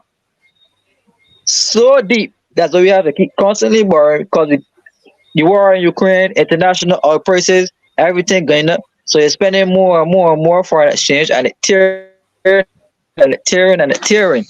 So when the IMF said, well, we ain't got no more money for you, it can take Barbados approximately 6 months the most before it's turned the evaluation in the face. But look, you see the problem with this thing? What I was saying about brainless politicians? You know, when you read a document, all you have to do is read the fine print, and you would have realized that the rates would have gone up. So when you hear people in the Senate, that crazy girl in the Senate saying, "Oh, it's the cheapest finance in the world," she was only mouthing it that she heard. You don't understand it, poor thing. And now it is proven not to be the cheapest finance in the world. It's killing us. But that is what. And then see the thing is, they went and jump on the in the frying pan, jump in the fire. That's why the fire will be hotter. Mm-hmm. That's the Mm-hmm. problem. Real hot. They don't think things through to its logical conclusion. If they had read the Yeah. document that's trying to get this done, they didn't take it. But they were like But beggars out there. but remember they rush. I mean, the election never called properly. Like the red smoke was even clearing properly from the air, and they rush and carry us straight into the IMF. No consultation, no chats for nobody, no nothing. Just default on the debt one time, straight into white oats, overpay white oats for the most expensive debt restructuring in the world. Then Chris Oil was in the hands in the IMF. And from there, it was loan after loan after loan after loan after loan after loan. And it's just still borrowing up to today. Look, So, Kimar, I want you to do the check yeah. yourself because people ain't gonna believe me. They might believe you. Check White Oak. When they were talking about White Oak, was this international body that helped with financing the thing? White Oak was declaring to the British government, nobody got corporate affairs. They got something called company house, same thing, and you have to make your returns. And for the 2 years prior to them coming into Barbados to come and help us restructure, their gross income was 0.00 pounds. Hmm. They were out of work. People can't find the work, and somehow that was their poor girl. She's always find crooks, and I don't know she ain't got no luck. But let me ask you something, Mr. Franklin, because I read actually you mentioned something in your book. I'm reaching for your book. You mentioned about white oaks, and I think we need to have a show delving into that because what I want to know is has anybody investigated or researched whether the White Oaks had any connection to anybody in Barbados? Because what I don't understand is why did they choose White Oaks when they were not even nobody knew about them. They didn't do much work in that particular area. They didn't have the experience. White Even the Oaks, international. Yeah, go ahead. White Oaks, the two Uh-huh. people had a little office in England and weren't making any money. They declared Mm-hmm. £0 of income for the 2 years prior to Barbados taking them up.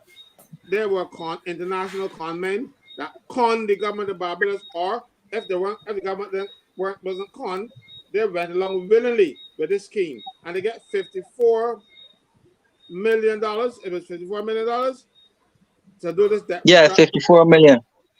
To do a debt restructuring that the Ministry of Finance could have done. The most Yeah. expensive debt restructuring in the world. Let me tell In you the something. See, world. this government, they like consultants. Tom Adams and Arabara had a man called Steve Emptage. He was the brain behind the financial the economist behind the politicians. They used to make the politicians look good. Mind you, but he was a civil servant, serving both parties when they were in power, because that's what civil servants are supposed to do. These people come in and pollute the public service now, so you got people in the service that don't know a thing. So they gotta go outside. And right now, what Steve Emptage used to do, we had 5 or 6 people to do what Steve Emptage used to do. A lot of consultants getting a lot of money for doing nothing. And the prime minister, who doesn't have an economic background, she's the prime minister. She has to have all these people telling her things. But you know the old proverb, too many cooks spoil the broth? Well, she's taking advice from too many people on the same thing. And so when it comes down to the nitty-gritty, you end up with the problems that we have. The government is failing. The government is broke. And the government is out there begging. And I'm ashamed every time this government and the government is saying, Vincent, go on, leave their shores. They're telling people, we need help. You gotta cut this way. You gotta live within your means. That is all you are required to do. You want to live like you from Dallas? Go have Dallas money. You don't have it. You So you're know, going to have I want to. Kimar, somebody's asking you, and Yeah, I think people don't. There are people who don't even know what white oaks. People are asking on the chat here, what is white oaks? Can you give them a little background? Because you did it in your book. I was trying to find a chapter where it's done in your book. But go ahead. Can you tell us a little bit? Educate the people about what white oaks is. White Oats is a small economic boutique firm made up of two individuals who got the contract to restructure the debt of Barbados. So when the government got in, you were here talking about, oh no, the Democratic Liberal Party left X amount of billions of dollars in debt or whatever, and we came in and we did a debt restructuring and we paid White Oaks um $54 million to do the debt restructuring. And you would have heard the government say we reduced the debt. We reduced the debt to GDP. How they reduce the debt to GDP is just writing off $4 billion off the Barbados economy one time. Just write it off. That $4 billion belong to the CMNAS, the Central Bank of Barbados, the Treasury bills and bonds that owe to the people of Barbados, and another $1 billion from the financial and the banking system. That's But why that's why the you bank's need to still in also Barbados to say, see right now. you need to also say that the international lenders, they had a problem with White Oaks with the fee that White Oaks Oh, was charging the country. You missed that part out. You should say that. good. Delil Worrell, who was the governor of our central bank, was hired by the international investors to be their chairman to negotiate against the government of Barbados and their malfeasance because they were trying to strong arm the international investors into accepting a crappy deal. And our right one, Delaware, who was our governor, had to defend the international investors, and it took over a year to come to a proper deal. And ours, no, I still don't understand. I understand in economic, but I still don't understand the fundamental benefit or what the government give to the investors to cause them to change their minds.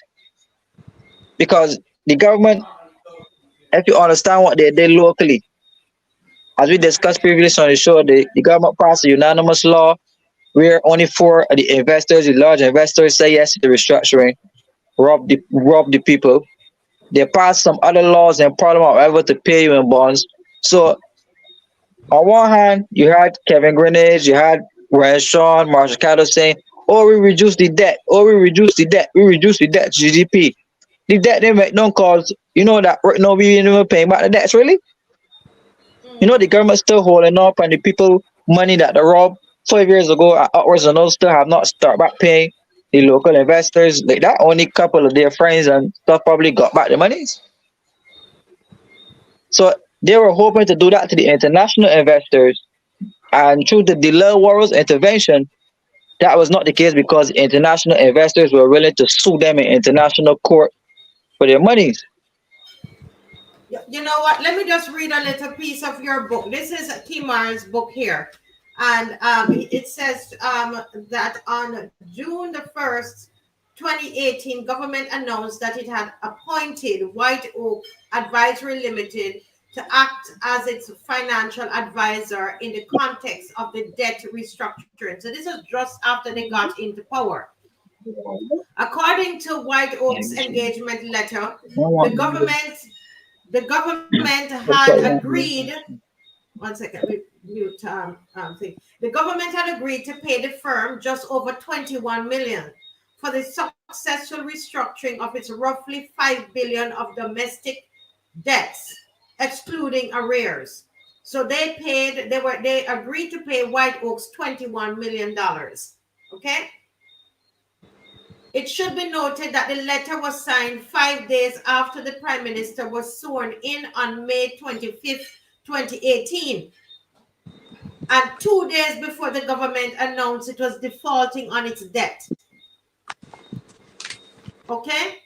This hasty move came under severe scrutiny as Barbados was featured in the international news media's Financial Times as overpaying White Oak for services.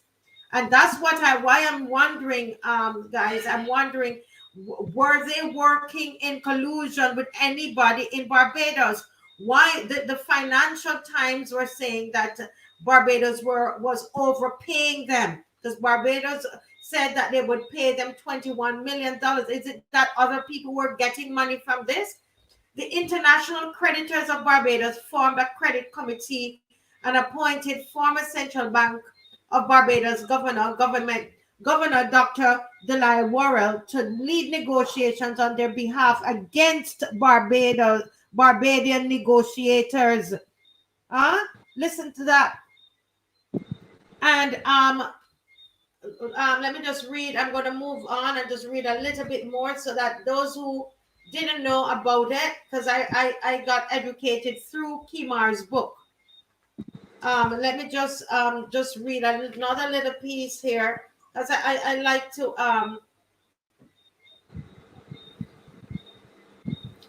okay, I'm just trying to find this section that I wanted to read, where they, they came to some agreement, and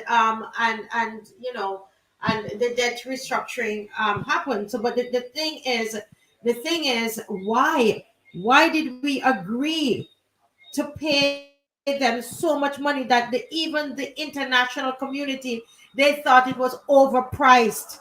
Why? This sounds to me, honestly, I don't know if it's a stretch as well, but it just reminds me of the vaccine situation. It reminds me of that, because I can't understand how we could get ourselves. It's either that we're extremely naive, or leadership is extremely naive, or or it could be that the leadership is in cahoots with these people and they're extremely corrupt. To me, it's either of two things. I'm being honest. It's either that the Minister of Finance, they're very, very naive. They don't understand anything with business. Nobody in government understands, or our corruption is really deep. That's the only thing. You say some things there, Marcia. You say some things there that were very interesting. That this bill was saying even before they had a cabinet in place. Yes. So how can you not even be in government properly? You cannot even be in cabinet, and you signing deals. But I don't get that. I don't get that one. Understand? Say that again. Say that again. Let you really not scheme. I got no cabinet. That's the next point I was going to make. There was no. Go ahead, Caswell.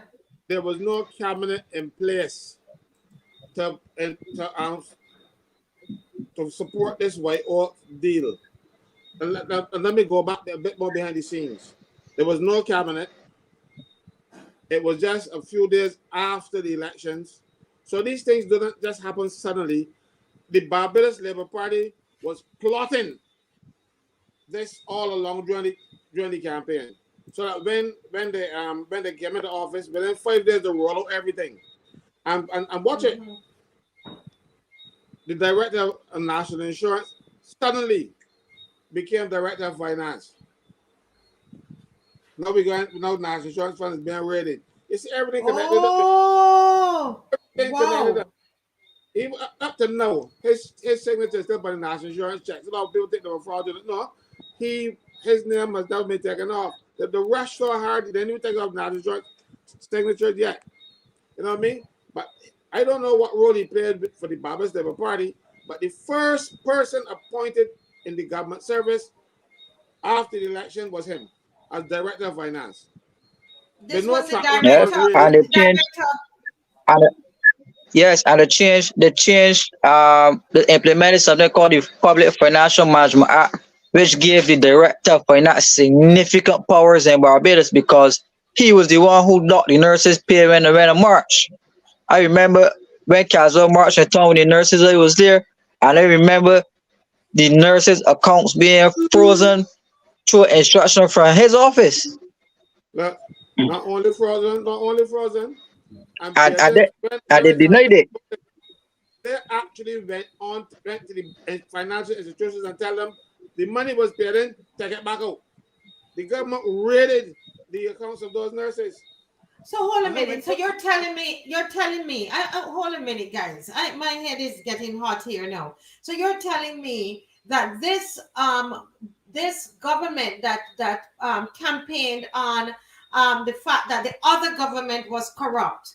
You're telling me that without even forming a cabinet based on these dates, they went into agreement with White Oaks and the international community, not Barbados, not the DLP, not the APP, the international community, including the international investors, said, no, no, no, no, no, something is wrong here. This man, this company is being paid too much.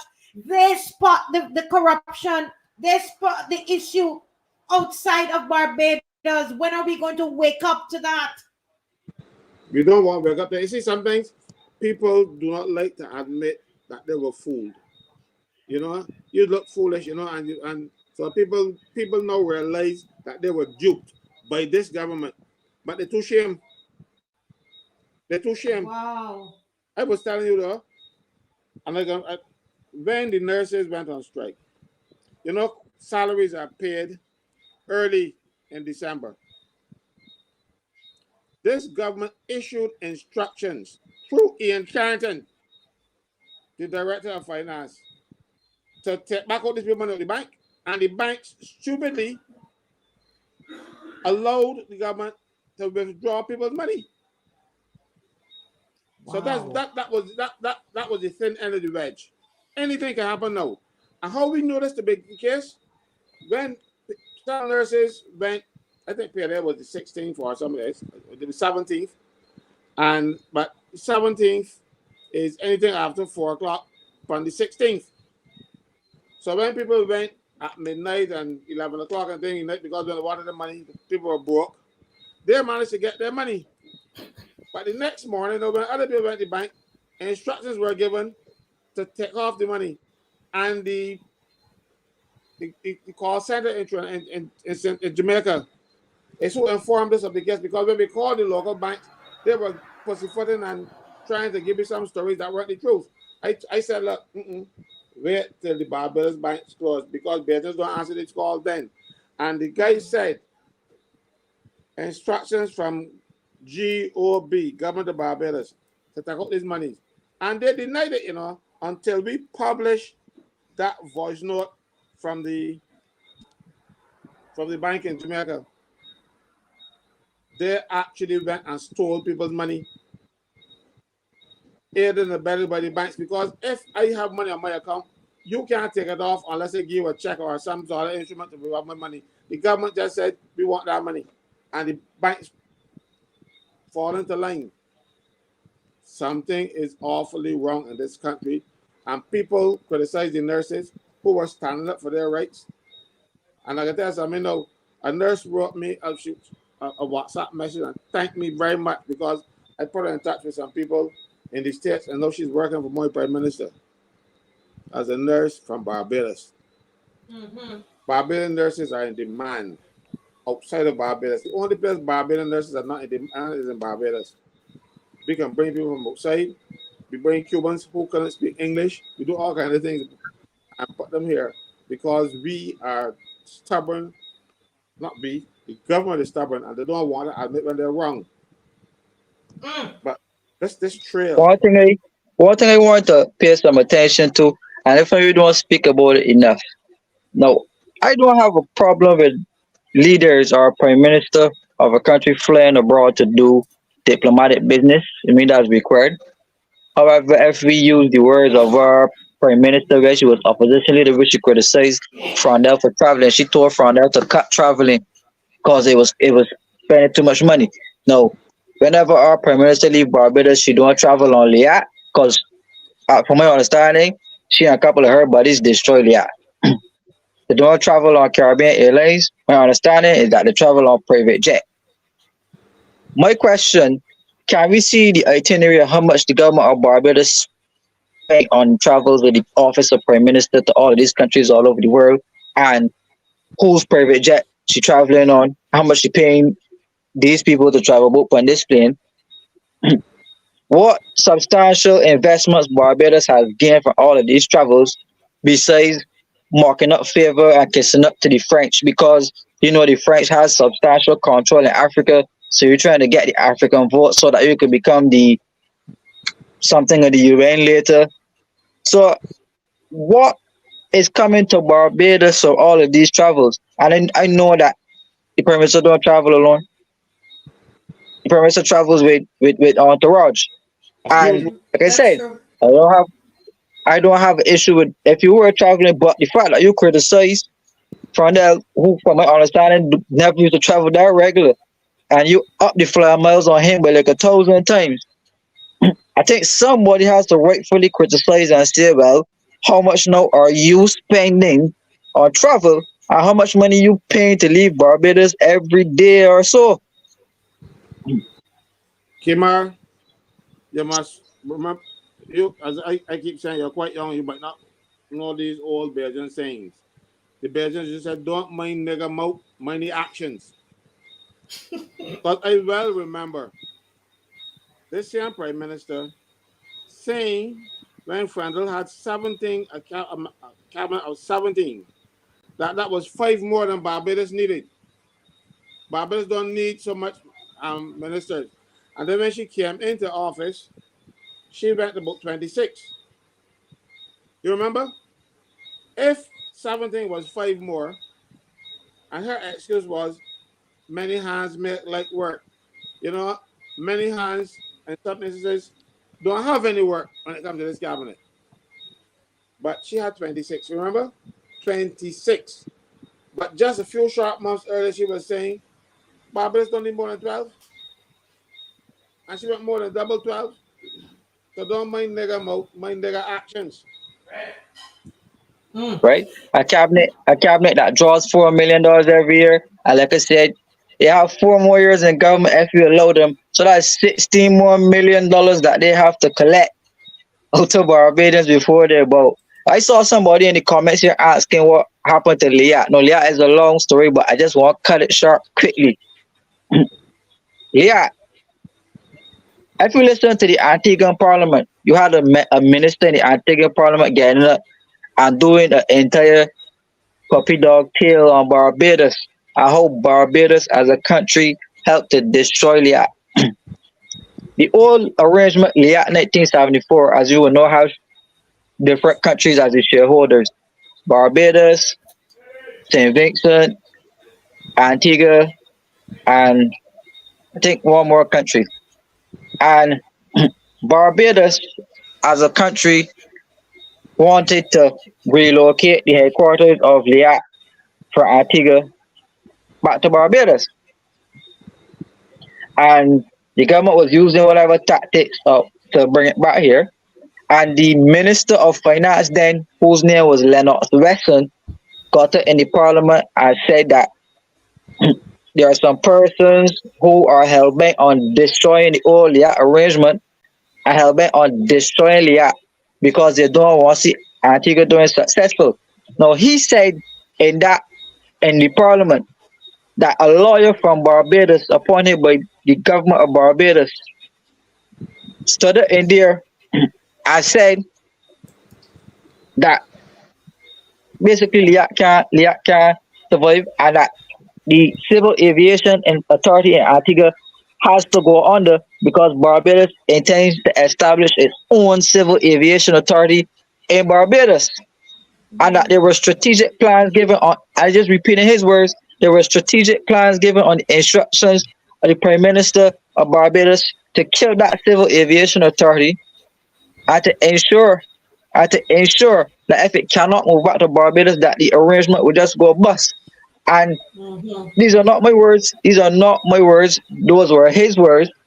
And the Antiguans clearly said that Barbados and the Barbados Prime Minister destroyed Leah out of greed because they wanted to relocate Leah back here. But Gaston Brown and the others were saying that that would destroy the Antiguan economy and take away too much jobs. But he's saying that Barbados did not care about that. They just wanted to bring that institution back here. Antigua did not budge and the airline fell apart, basically. Mm. You see that word greed there? Thank you for bringing that up. And that's something that we probably can look into some more. But you see that word greed you called there? I want people to, I'm just going to insert a little thing in here about the vaccines. I don't know if I should be using that word on here, but listen, I want Barbadians to think about who is the common factor in that vaccine, in the vaccine scams. There were two vaccine scams, and the That two person was the vaccine chairman of Leah as well. He was the chairman of Leah as well. ah okay. Think about it, guys. Think about, so we know the story, we remember the story of what happened here in with Barbados, and how the minister of health knew nothing about it. According to him, he knew nothing about it. And remember the names that were called. Now remember also when CARICOM, someone that called CARICOM to sell CARICOM for the CARICOM leaders to buy vaccine from these people. You remember that story? And remember that it was the Prime Minister of Trinidad and Tobago recognized that it was a scam. Remember who it is that recommended that person to Belize and to all of these Caribbean countries. That's all I'm going to say. Think about it. Think about it. Think about it. The level of corruption is just and these are the same people. Listen, they have tricked all of us. And I'm not saying that the other party was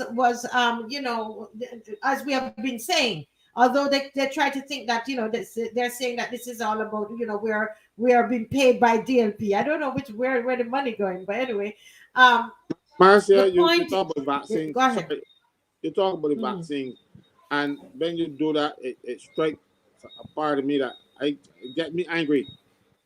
You remember the AstraZeneca vaccine? There were AstraZeneca vaccine was made in England and made in India. The one that was made in India was sent to Barbados, waiting for WHO approval. We had it Mm-hmm. in Barbados before the vaccine was approved.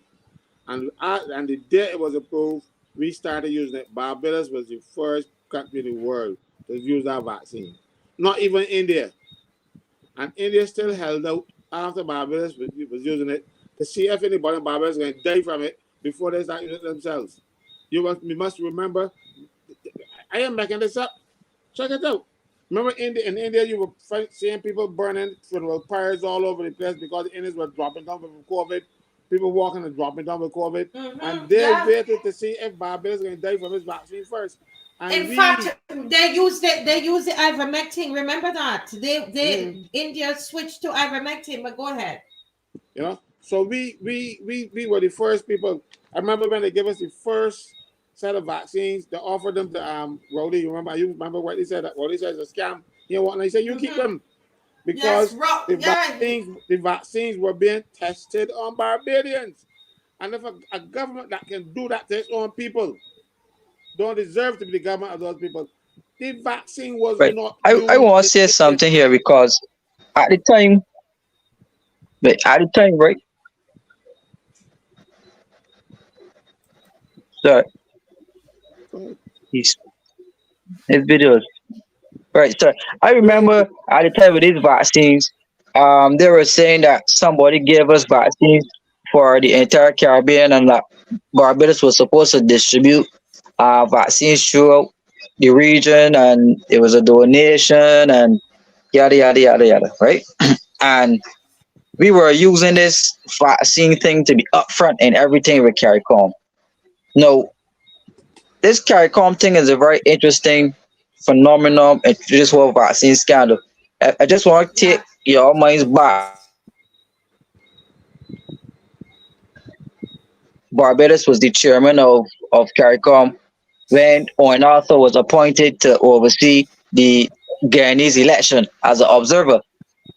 And we had the new government winning the government then, and then up goes Barbados intervening into Guyana's. Okay, he dropped out. He dropped out. Dropped out for you too, Caswell. Yeah, I'm not saying him. He's all. Yeah. Okay.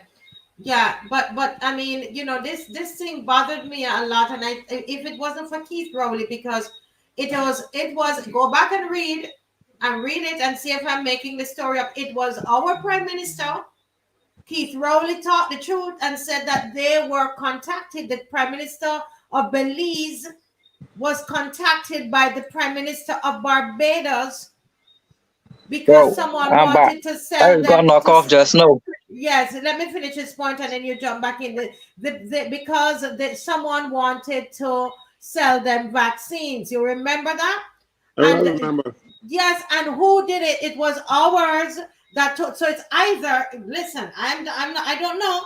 It's either our leader is extremely naive that she could be duped and scammed 2 times, or she is a scammer. Let me talk what I want to say.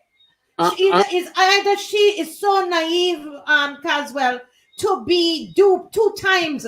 They dupe her with the one with the one here in Barbados, and her and St. Lucia say they were scammed. And then Rowley is who realized that she was introducing a scammer to the whole of CARICOM. So it's either she is a scammer herself, or she is very naive. I telling you that she's very unlucky. Wherever she goes, she thieves find her and take advantage of her. That's all it is. Trust me. She is so like everywhere she go, call her sir, all you name it. And you take people come in there, so and she just unlucky. She just don't have any luck. The people in the prison, the people, those were criminals from Alaska that come out here to build our prison. She is not lucky. Somehow she always getting duped by crooks. She just ain't got the luck. That's all it is. That is all I can put it down to. She ain't lucky. Wherever she goes, she's finding crooks. Poor girl. Yeah, I mean, she's a very unlucky situation, or she's extremely, because I mean, Barbadians hold her as a very bright prime minister, very very smart, very shrewd. But these are blatant. I mean, oh my goodness! I mean, all we had to do was to just research online, and you would realize that the vaccines were not, they were not for sale.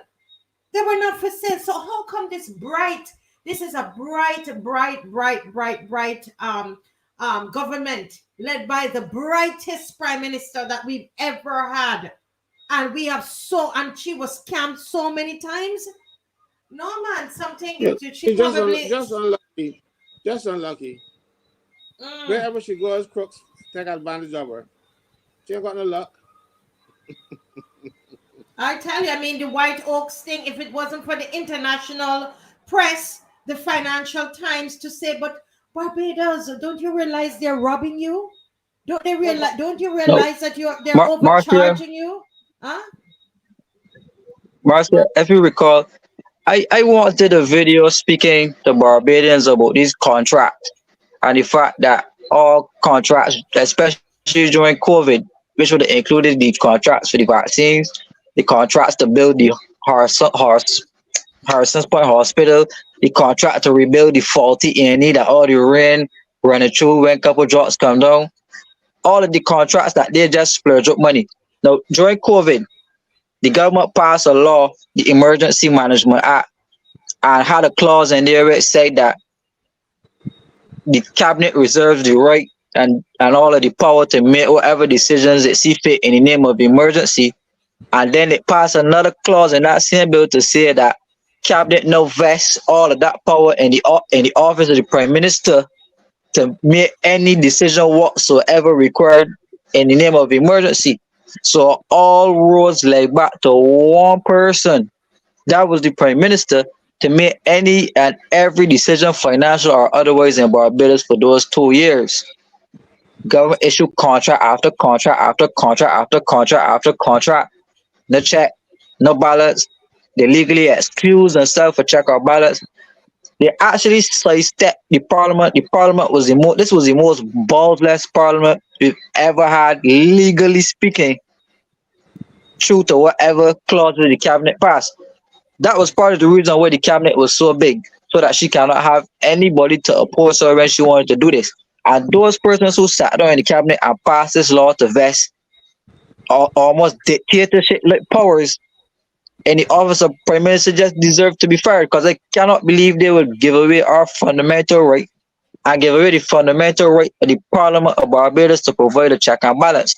Because if that was not so, according to the laws that the IMF sent down to Barbados, every contract over $1 million should have been in Kaipo. And I went down to Kaipo and checked on these contracts. And no boy in Kaipo don't know what he talking about, what contracts. It was almost speaking German to them when they said that all public contracts supposed to be in here. Anything over $1 million supposed to be in here.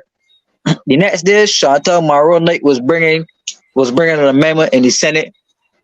An amendment that wasn't even up on the order paper. I forced it through, talking about they making changes to the contractual system. Us know the contract still in Kaipo, you know. So at no point in time can anybody, including the Auditor General, go back and check or provide a check or balance on all of the monies that were spent during COVID. So COVID was essentially one of the biggest transfers of wealth and robbery in Barbados that's undocumented for any history of this country. Marcia, I have to correct something you said there. You said that the people have to wait for the foreign people to tell us about White Oak. That's not true. I went in Parliament. I went in the Senate. But before, when we were going to debate it, I went and did a search. And I claimed that and my search suggested to me, because I went to Company House in England. I went back to Company House earlier. Company House had, because each company in England has to register every year and declare how much money they earn and that kind of stuff. White Oak wasn't making any money. White Oak was two two unemployed people. Yeah, we tell you. And when they spoke about it, that Ron Adams and all of them got up and cursed me. But I was only speaking about what was written in the official record from I think because I went and I searched myself. Nobody searched and give me. I went and searched Company House records. And I typed in White Oak, and there it was. They didn't make any money in those 2 years prior to the government hiring them. So somebody had pauper friends that they get them some work to and get them. And God knows that I don't know who their friends were. I don't know who put them in contact with the Prime Minister. But the joke her too. So I tell she always getting joke. And it was supposed to be $21 million, but I ended up with 54. These people ain't keep all 54 for themselves here. Trust me. They're on the staff. And they had a little office someplace, but that's just the door, the borders being there. And they came to Barbados, like snake oil salesmen, and juke this country, and people sit down and take it. And when they spoke about it in the Senate, people cursed me. Now everything is coming out. I am glad that people are now seeing that I was not lying and I was not misleading anybody. And something BAJANS need to look into this White Oaks thing. I feel there is somebody was getting something out of that in Barbados. How could a company so obscure? Why would intelligent people would take up the government's money, take up the people's money to pay a company that without experience, and so nobody knows them, with 2 employees, 2, and according to what Caswell research had nothing. I mean, they weren't making any money. It's not. They don't have the experience. They don't have the standing. They don't have anything. Something. And I'm putting on my accounting hat. Something is not right. Something is not right. We're either we put a lot people in office, 30 persons in office that are extremely inexperienced, or 30 crooks. It's one out of the two. And somebody here, Khadija says that this show is of no use as well because she believes it's pure talk. And to some extent, I understand what she's saying. You know, we have the march that is coming up, Khadija, on Saturday, but that's just the march. You know, but I think that Barbadians need to rise up and take back this country. Barbadians need to rise up and take back this country. I've had this thing on the screen, and some people seem like they zoomed in and they read it. And this tells you what the plan is for Bridgetown. I know Casual want to say something. I just want to read it and then take it off the screen. This is Mia Motley, and she, as we can all see, beautiful smile. She looks really lovely in this picture, by the way, right? And she says, we have worked with local and external experts to outline a beautiful mix of hotels, restaurants, and promenades that will completely transform the area and the area of Bridgetown, with approximately 12 new hotels and 5 sites for significant expansions. These gentlemen, they are not lying to you. This is what is here. This is what she said. Okay, the government, my government has been busy over the past 10 months. We have overhauled our tax system so that we now have the lowest of OECD compliant corporation taxes in the world and low personal tax rates, because she's trying to encourage them to come in. Our fiscal incentives regime is also being overhauled, and we will switch to a system of rapid approvals with firm verification. Listen to this. This is what Kimar spoke of, right? About the town planning, town and country planning, that can't give Mr. Kinch a break. But listen, they can't give a local man a break. But listen to this. We have overhauled our 50-year-old Town and Country Planning Act and replaced it with a new Planning and Development Act with a presumption in favor of development, which emphasizes speed and predictability. We further make a commitment that any applications not initially approved are responded to with recommendations that would secure approval. So what happened to Mr. Kinch one?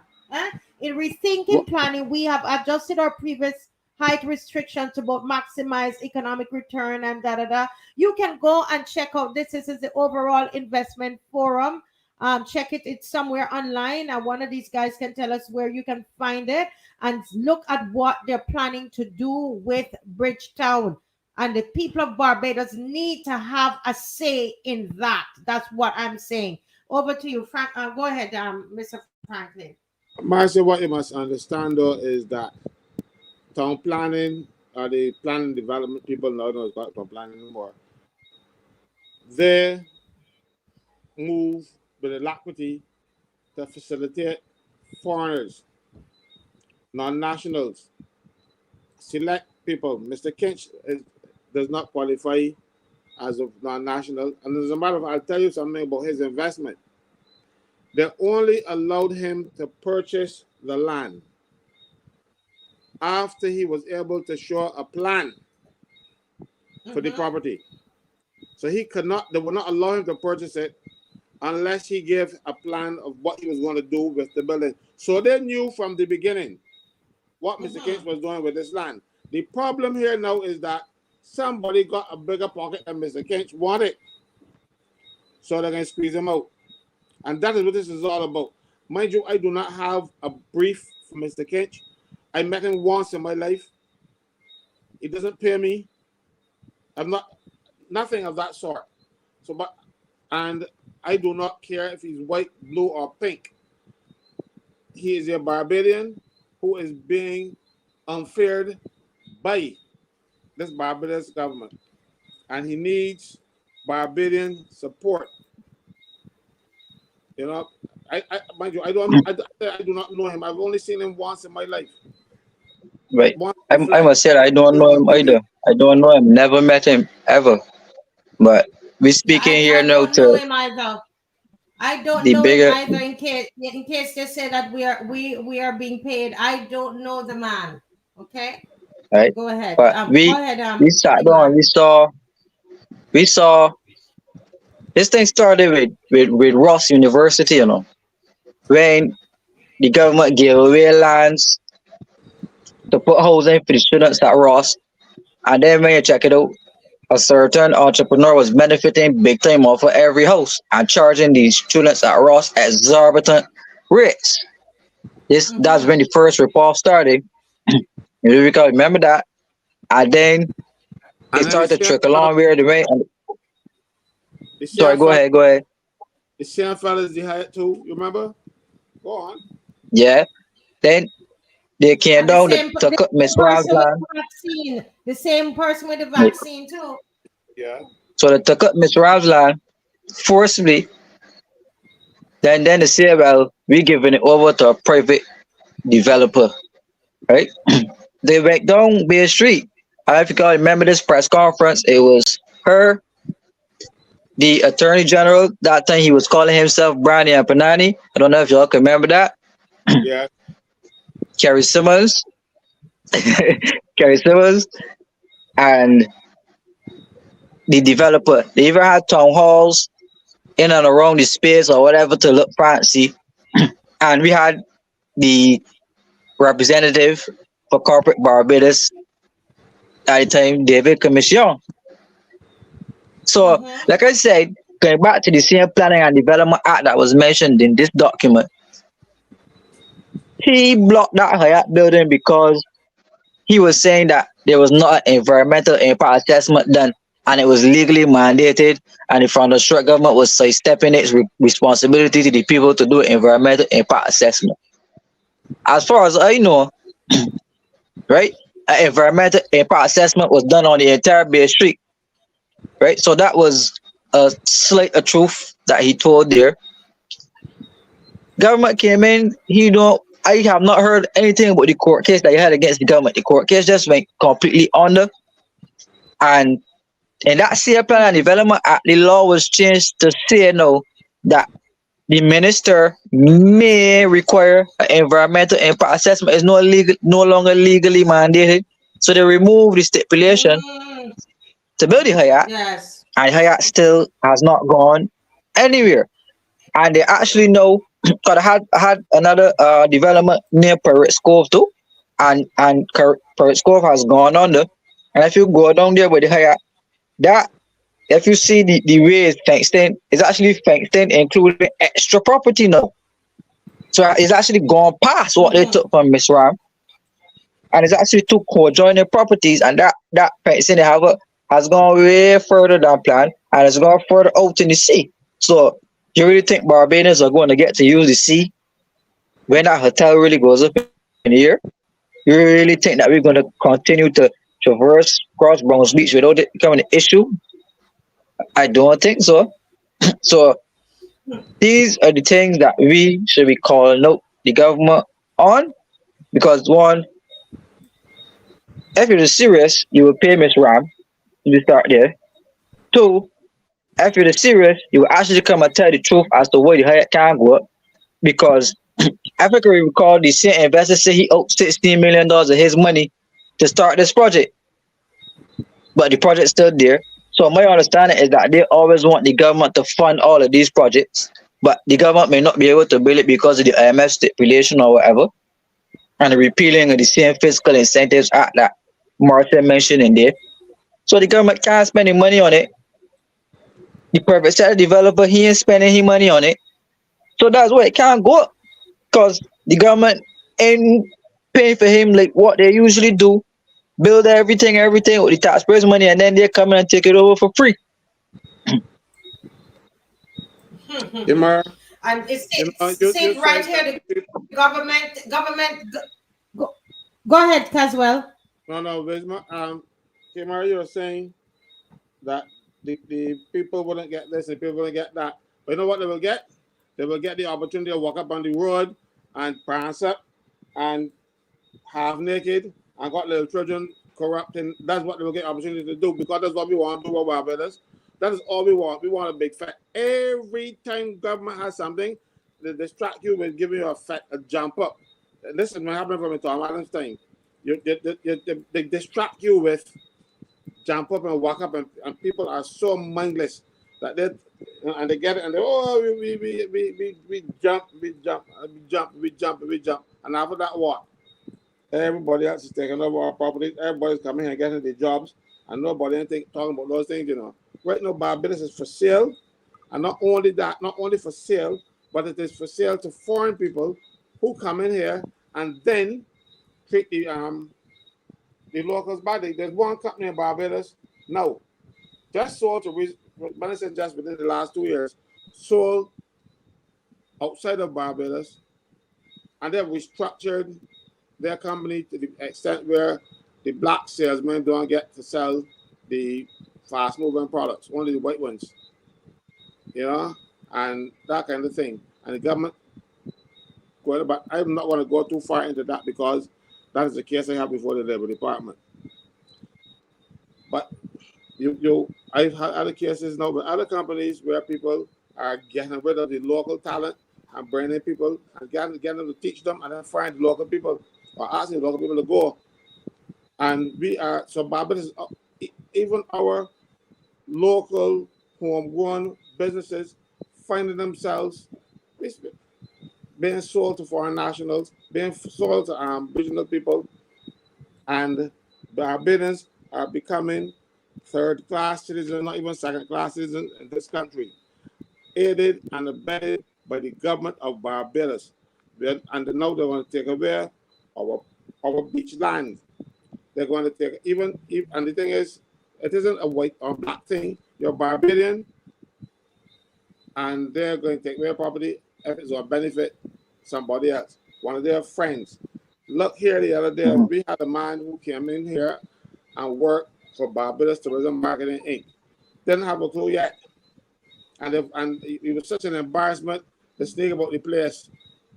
But I remember when he came into I said, no, there's somebody's friend. You know, it can't be no flyer. You can't be coming to Barbados and work for 60,000 US a year.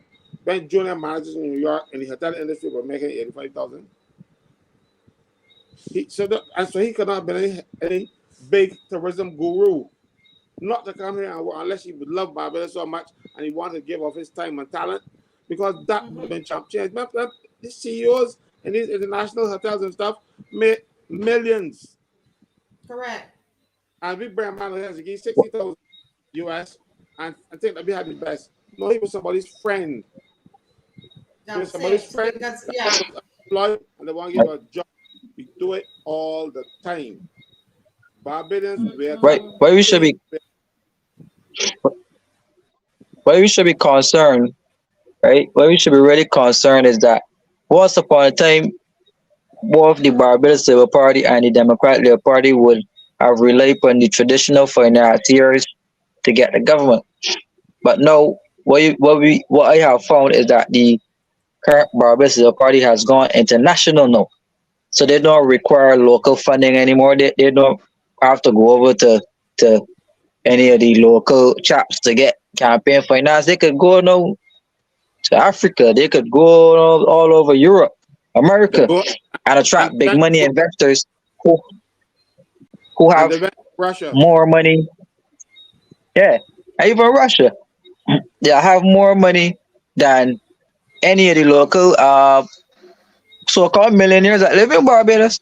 So when you have a government and particularly a leader that has access to more money collectively than anybody in it, this is where you're looking at tyranny, because she don't need or she does not depend on anybody or have any strings to anybody locally. So when the piper calls or starts to play the tune internationally, then we have these persons will have no choice now but to run over the local. So any more small man and big man in Barbados, everybody's small now compared to the resources these people have access to. That in the snap of a finger, so much millions could come to Barbados to help them to do anything that they want, buy out any process that they want to buy out. And that includes buying out an entire election. Kimar, so you hit the nail on the head. Remember, I've been saying for a long time that I have not seen a free and fair election in my time.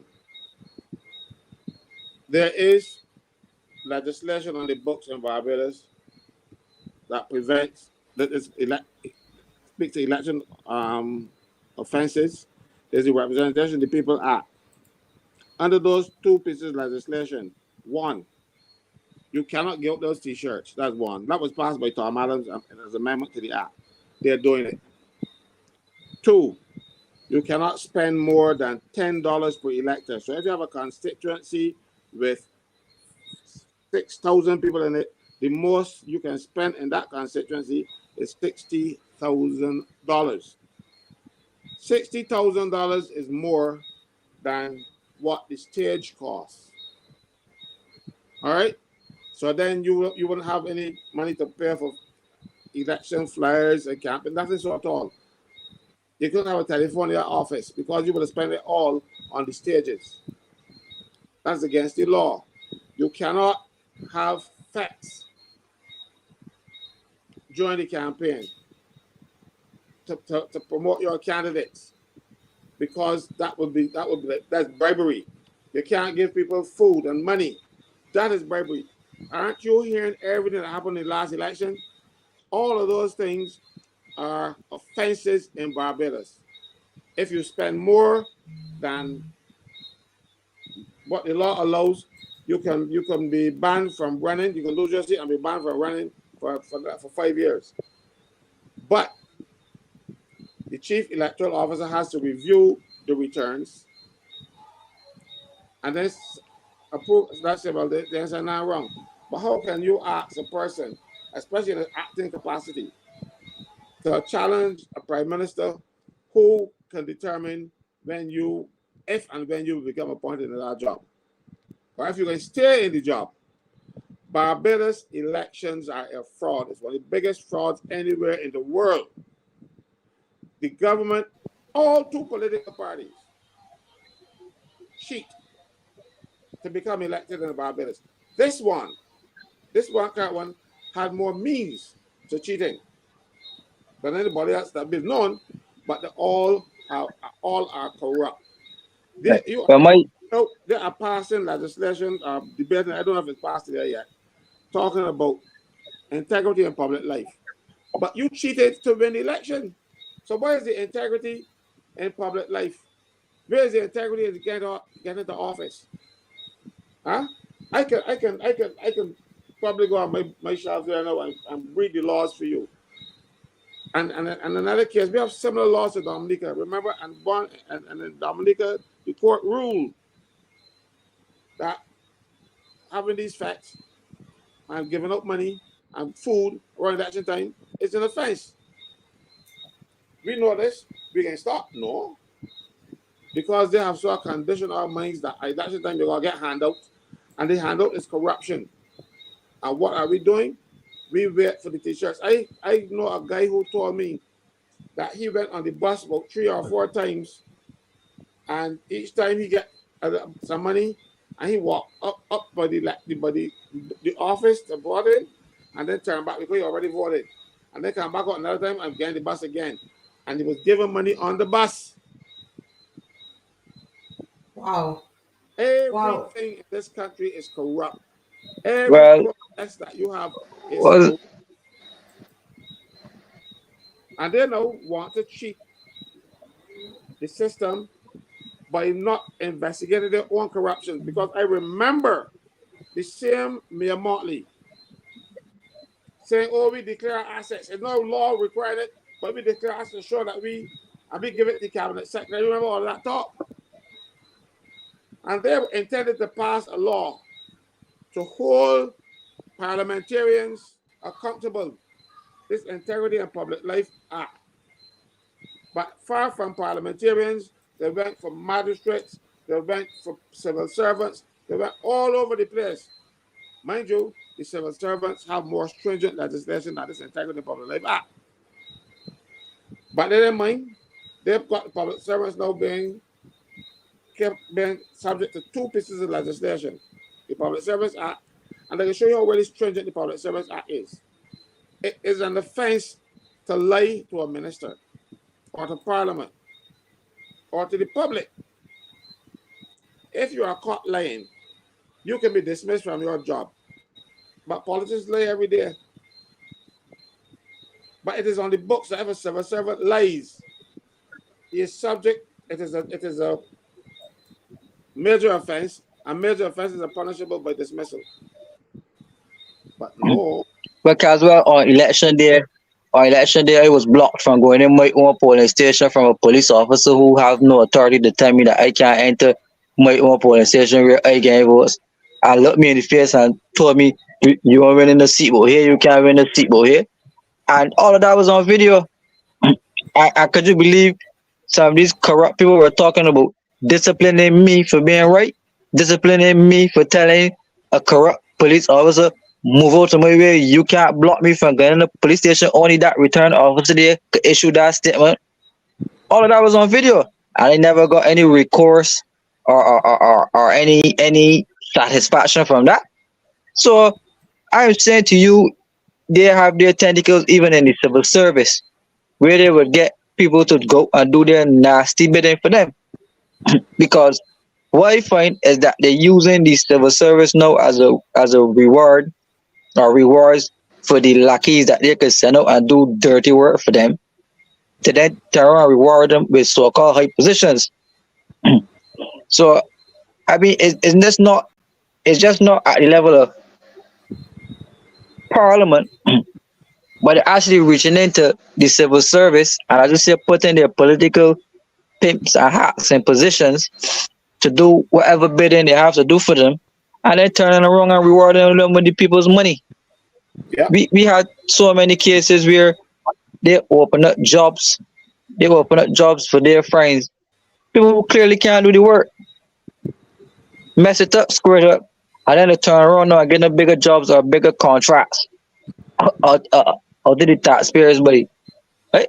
So you had a director of I national insurance that was messing up national insurance, and the first thing this government did when he came into office to make a director of finance, that man was a disaster at mhm. national insurance. And I remember going to a meeting, seeing him there at a meeting in customs, and I said to him, mind you, I speak to him. I said, "How you doing? You good?" And we make a joke and stuff. When the meeting start, now he called me. I said, "What you doing here? You got authority in here?" He said, "Prime Minister sent me." I said, "You are not the Permanent Secretary, Ministry of Finance, nor the Controller of Customs. You're the only person holding the meeting, so the Prime Minister can't send you." And they said, "My officer here will not speak to you." And I speak it here. And so I said, "Well, since you're holding the meeting, I gone."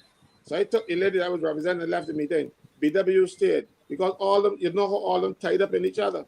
He had no authority Right. inside there. The legislation doesn't give him authority, but he said the Prime Minister sent me. He said that at the meeting. And Prime Minister saying he's the break the word.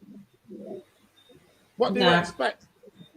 So that's where the it's almost like the bottleneck of the corruption. It happens right there. You see, The because corruption started in yeah. 74 when Arabara amended the Constitution.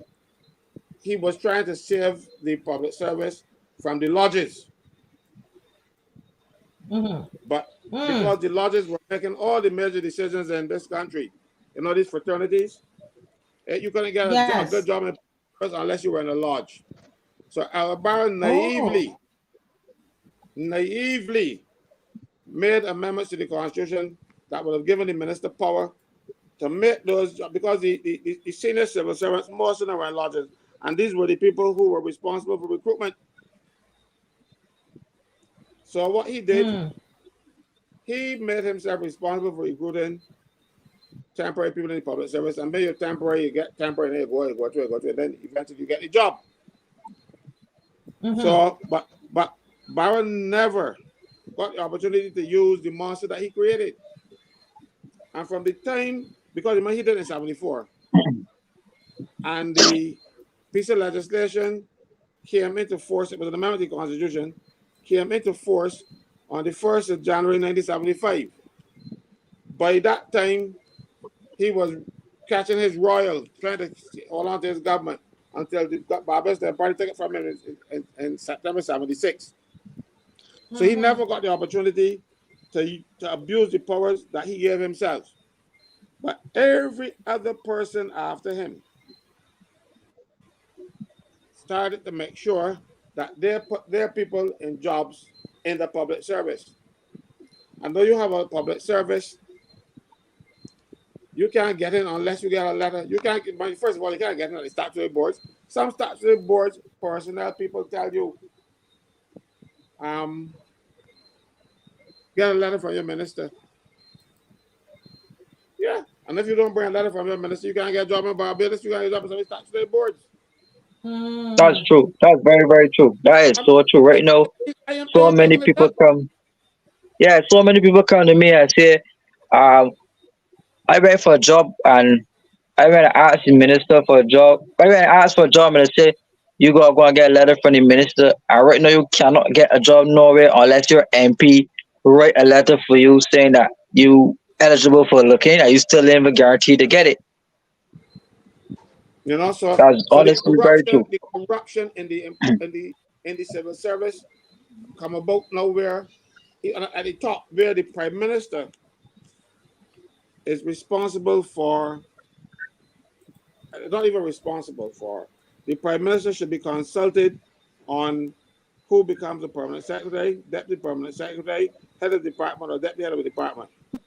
It says should be consulted. In Barbados, we interpret consulted to mean that the prime minister makes that decision. No, that is not what the law requires. And how we know this? Yeah. Because there's a similar provision in the Constitution of Trinidad and Tobago. When they were going to appoint some person as a permanent secretary, the commission, as required by law, consulted with Patrick Manning. And Patrick Manning says, no, I want this man to be permanent secretary. The commission ignored him and appointed who they thought was the best man. Patrick Manning put the commission in court. And the court ruled that consultation is just that, consultation. It doesn't give you the power. So we know that the prime minister doesn't have the power in Barbados that they use all the time to determine who will become permanent secretary and who become heads of the department. So you have a lot of people coming into the public service, ain't got a clue. And I've said before, and I will say again, a lot of people now come to the public service. One, you have to have family ties, school ties, school connections, connections of the carnal kind, or political connections. These are the people making up the recruits in the public service now. And then you have a commission that it was once called the Public Service Commission, but it is now called administrative or something that's commission, but the same people. The prime minister makes a recommendation for the appointment to that commission. That commission, the body that makes a recommendation to the prime minister.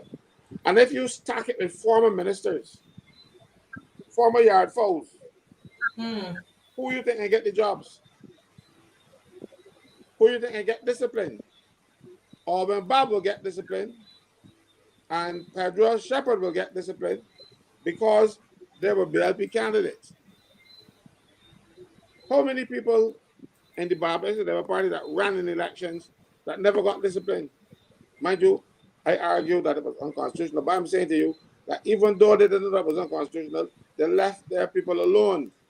So you bring people into the public service to bring charges against the Dems, but refusing to bring charges. And if I did not cry out and say, but look, you have other people on the platform, what are you going to do? And then they're going to bring the charge against one people to make it look good. You know? So the place is corrupt. Barbados is, or the other way around, Little Sicily or Sicily is big Barbados, but it's absolute corruption. We got the mafia here too. But you remember, one last thing as well, this weekend that crossed my mind. I didn't remember this, but the you're breaking it. Right. I was speaking about the lands in St. John. These lands that they were saying they were putting aside for medicinal marijuana, right? These plantation lands that Clico own. I have not heard anything about these Clico assets for quite some time. I read this, as far as I know, the land now is barely stored for 45 years or so. to plant medicinal marijuana. And as far as I know, the marijuana ain't growing on these fields. So But my you thing want to know is, why? You want to know why? Norman, this is marijuana that's growing anywhere in Barbados. First of all, it must be exported. right? And if you export it, the money have to go in the banking system. Cultivation and possession of marijuana is a federal crime in the United States. So if you get marijuana in Barbados and try to export it, or you sell it, or you get the money for the marijuana and then put it in a bank that has U.S. United States connections, or you send it to your dental clinic in New York, you will be subject to the American court system. Okay. So you Okay. cannot So you cannot. I told them that in the Senate. I said, look, first of all, you have to be able to persuade the United States government to take marijuana off of their control. So the United States federal government, in some United States, in some of the states, they have because they got state law and federal law. In some states you have farmers who have marijuana growing, and they make it, but they can't get the money banked. They got the money in barrels because it can't go in the banking system. And they warned them about that in the Senate, and nobody paid me any money, and they went ahead and do it. right, They but can't get. what you're saying has a deeper meaning, and the deeper meaning to that is the government purposely set up an industry knowing that it can run aground because the lands that they invested to these investors, remember they invested large tracts of plantation lands belonging to the CLICO into these investors.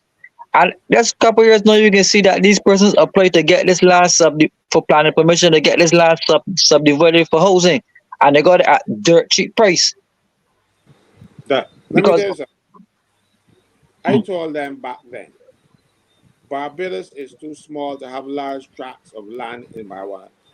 You look, how many when do you see campfires? When the can is right. When you have these marijuana fields, you can start having marijuana fires. And then you can got some fellas downwind getting high like hell. Happy, happy, happy. It isn't going to work in our context. We ain't got the hills like St. Vincent to plant marijuana. There's nobody else ain't available to go in there. If fellas, look, you know though, where Hammond's factory is, right? All you got to do is go up by the main road. There's a big marijuana field. There's a field that's designated to also have all the security things in it and the fencing and all kind of stuff. Now, anytime at all that marijuana get right or ready to pick, somebody can lob a Molotov cocktail over there and go down there. Somebody better got that pavilion down there and breathe heavy. I think it can work. This was sky foolishness. yeah. But Everybody very shy. I don't think, I don't think it happens. So, but And I understand the concern, right? because I can But tell you I what mean, happened, right? You are said it can be for locals and they do, but the locals can't afford the license, and then they make some exclusions for Rastafarian people who use it as a sacrament, and they said they can plant it by the thing. If you plant marijuana by one of these fellas' temples, it can get raided and somebody get killed for it. But I said then in the Senate, man, I don't know. I don't see it that way. I see it as let me backtrack a bit. Remember, the government attached two things in there that to mislead the people.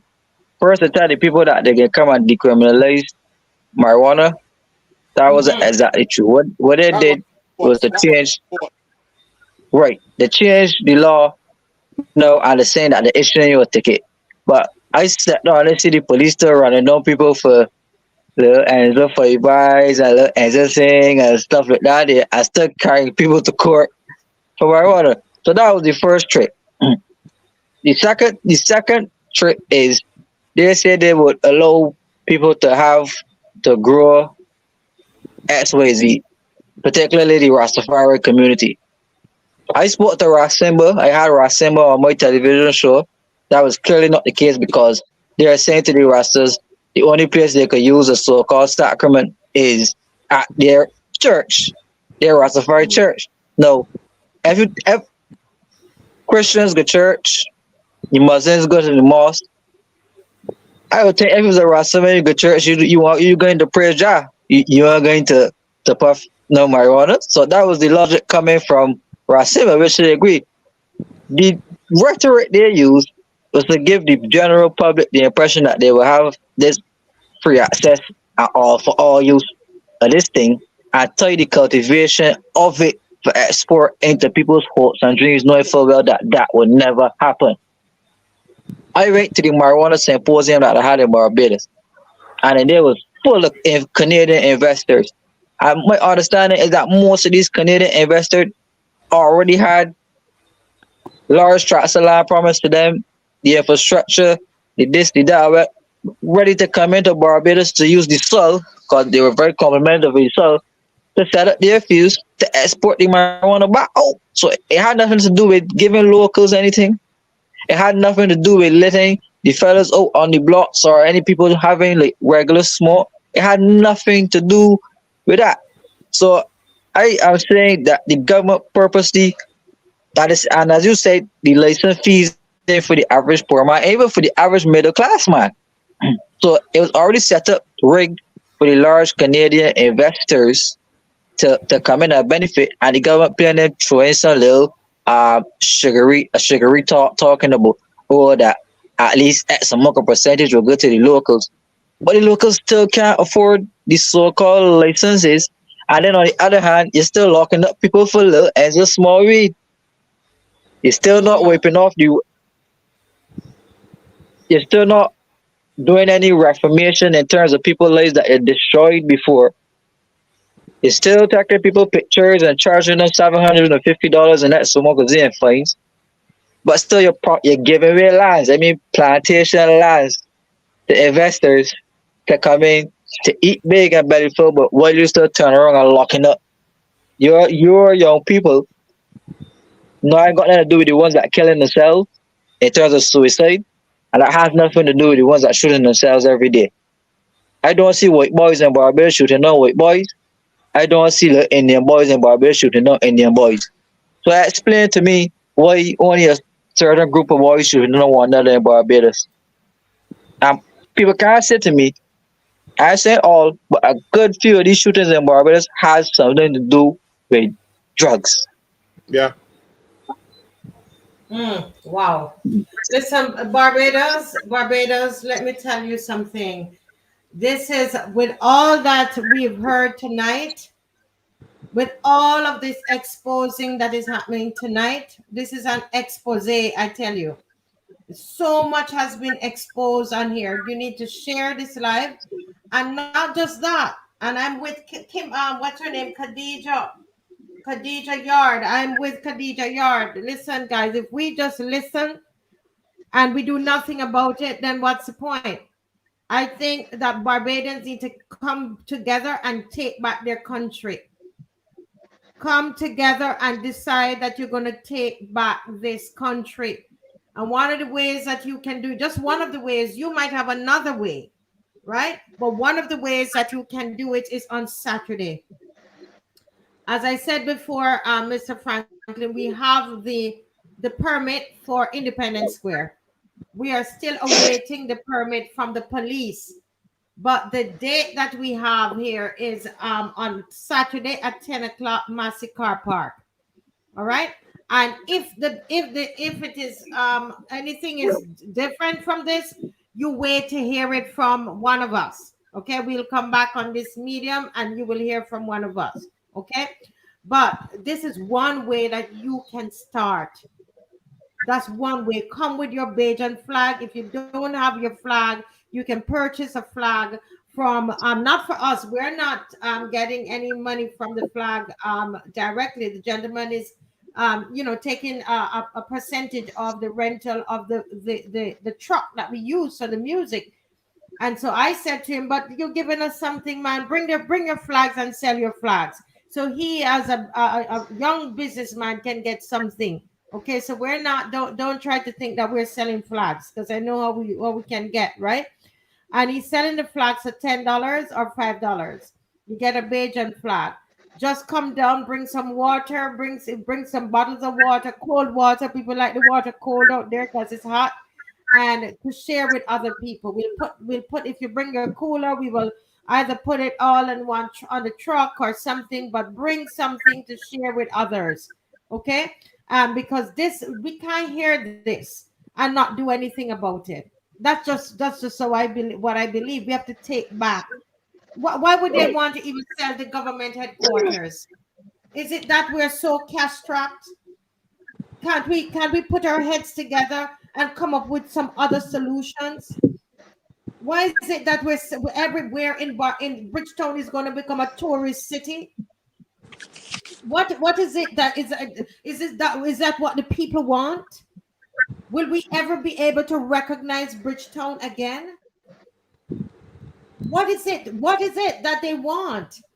And what do we want as Barbadians? When do we have a say in our own country? This is very, very serious, guys. And I know this we're marching about the pension bills and the NIS bill, but it's all tied up. It's all wrapped up into one thing. And I heard somebody keep saying, about a vote of no confidence. I don't know how we can, because they're 30. So I don't know if the people who are the opposition, obviously, how can the people get a vote of no confidence to these in here? They need to come out. Marcia, I want to re-emphasize something that you said because you passed over it and didn't give it the kind of prominence I want it to have. You said, unless you hear from one of us, the march is on. There's a reason why we are saying that. Because last week, when we had the march, agents of some political party, I'm not calling any names because they don't want us to march, put out there that the march was off. We had to fight back and tell people, no, the march on. I came out of a meeting at the Ministry of Health, and I bought, National Insurance in the same building. A member of National Insurance staff but me said, but why want to stop? Why want to call off the march? I said, we ain't calling. What are you talking about? She said, all in the office, everybody talking about it. So you have to be careful. They're going to use all kind of tricks to stop you from marching, up to and including lying to the public to get them to keep away from the march because they don't want to see the people on the street walking because they will say, you see the march failed, and they want to engineer a failure. I would want them to engineer a failure by doing the right thing. Then people have no reason to march, but they're not doing the right thing. All right? Back to Kimara and his marijuana. Yeah. They allocated large tracts of land, even a piece of land that was selling a lot of herbs and foodstuffs down there. So, but you see, Hammond's factory down there now is just left for marijuana. But I see people selling yams this year, $7 and $8 a pound. Why those fields couldn't be there to produce yams and sweet potatoes and others and them kind of thing? No, we taking money out for marijuana, taking our lands, and then we have to import yams from St. Vincent. Everything we're importing, and we're buying the yams at $7 a pound in Barbados. I remember when it was digging them at $10 a rod. Now you're buying them at $7 and $8 a pound. But sometimes it's only one small yam. You know what I mean? And the government ain't thinking about feeding us. They're thinking about getting us high. Yeah. Anything we're closing, guys. We're going to close tonight.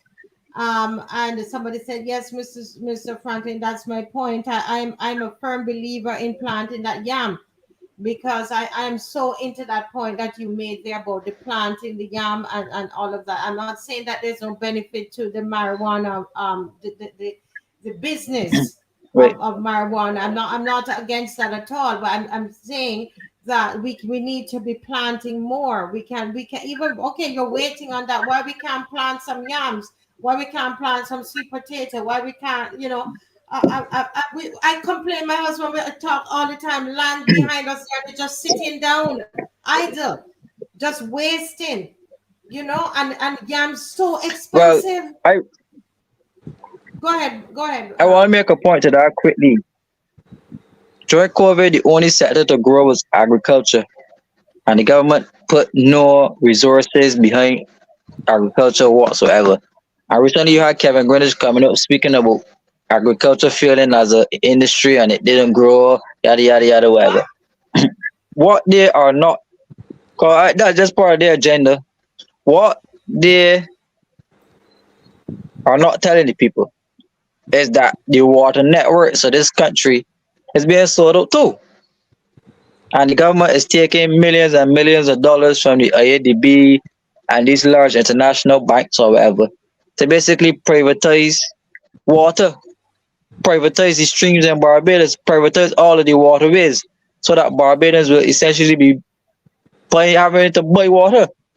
So I don't believe that Barbados is essentially no totally water scarce country where we have all of these streams and I think you remember once upon a time we had so many standpoints across Barbados and the government started shutting down standpoints across the country.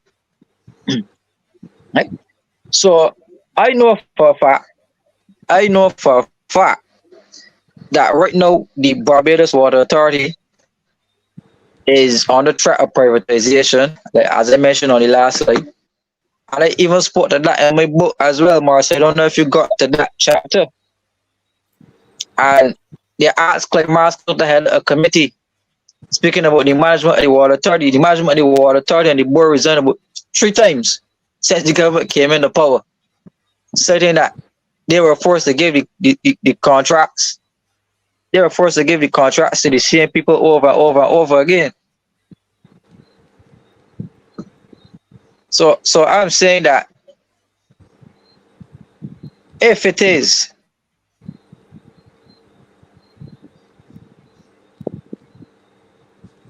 I think he's dropping out. Yeah, He's he's dropping out. yeah.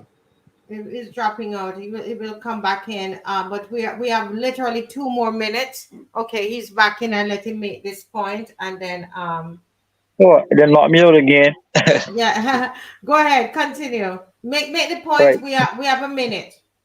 Yes, I was saying based on the trajectory that we're heading, we will end up with a privatized water authority.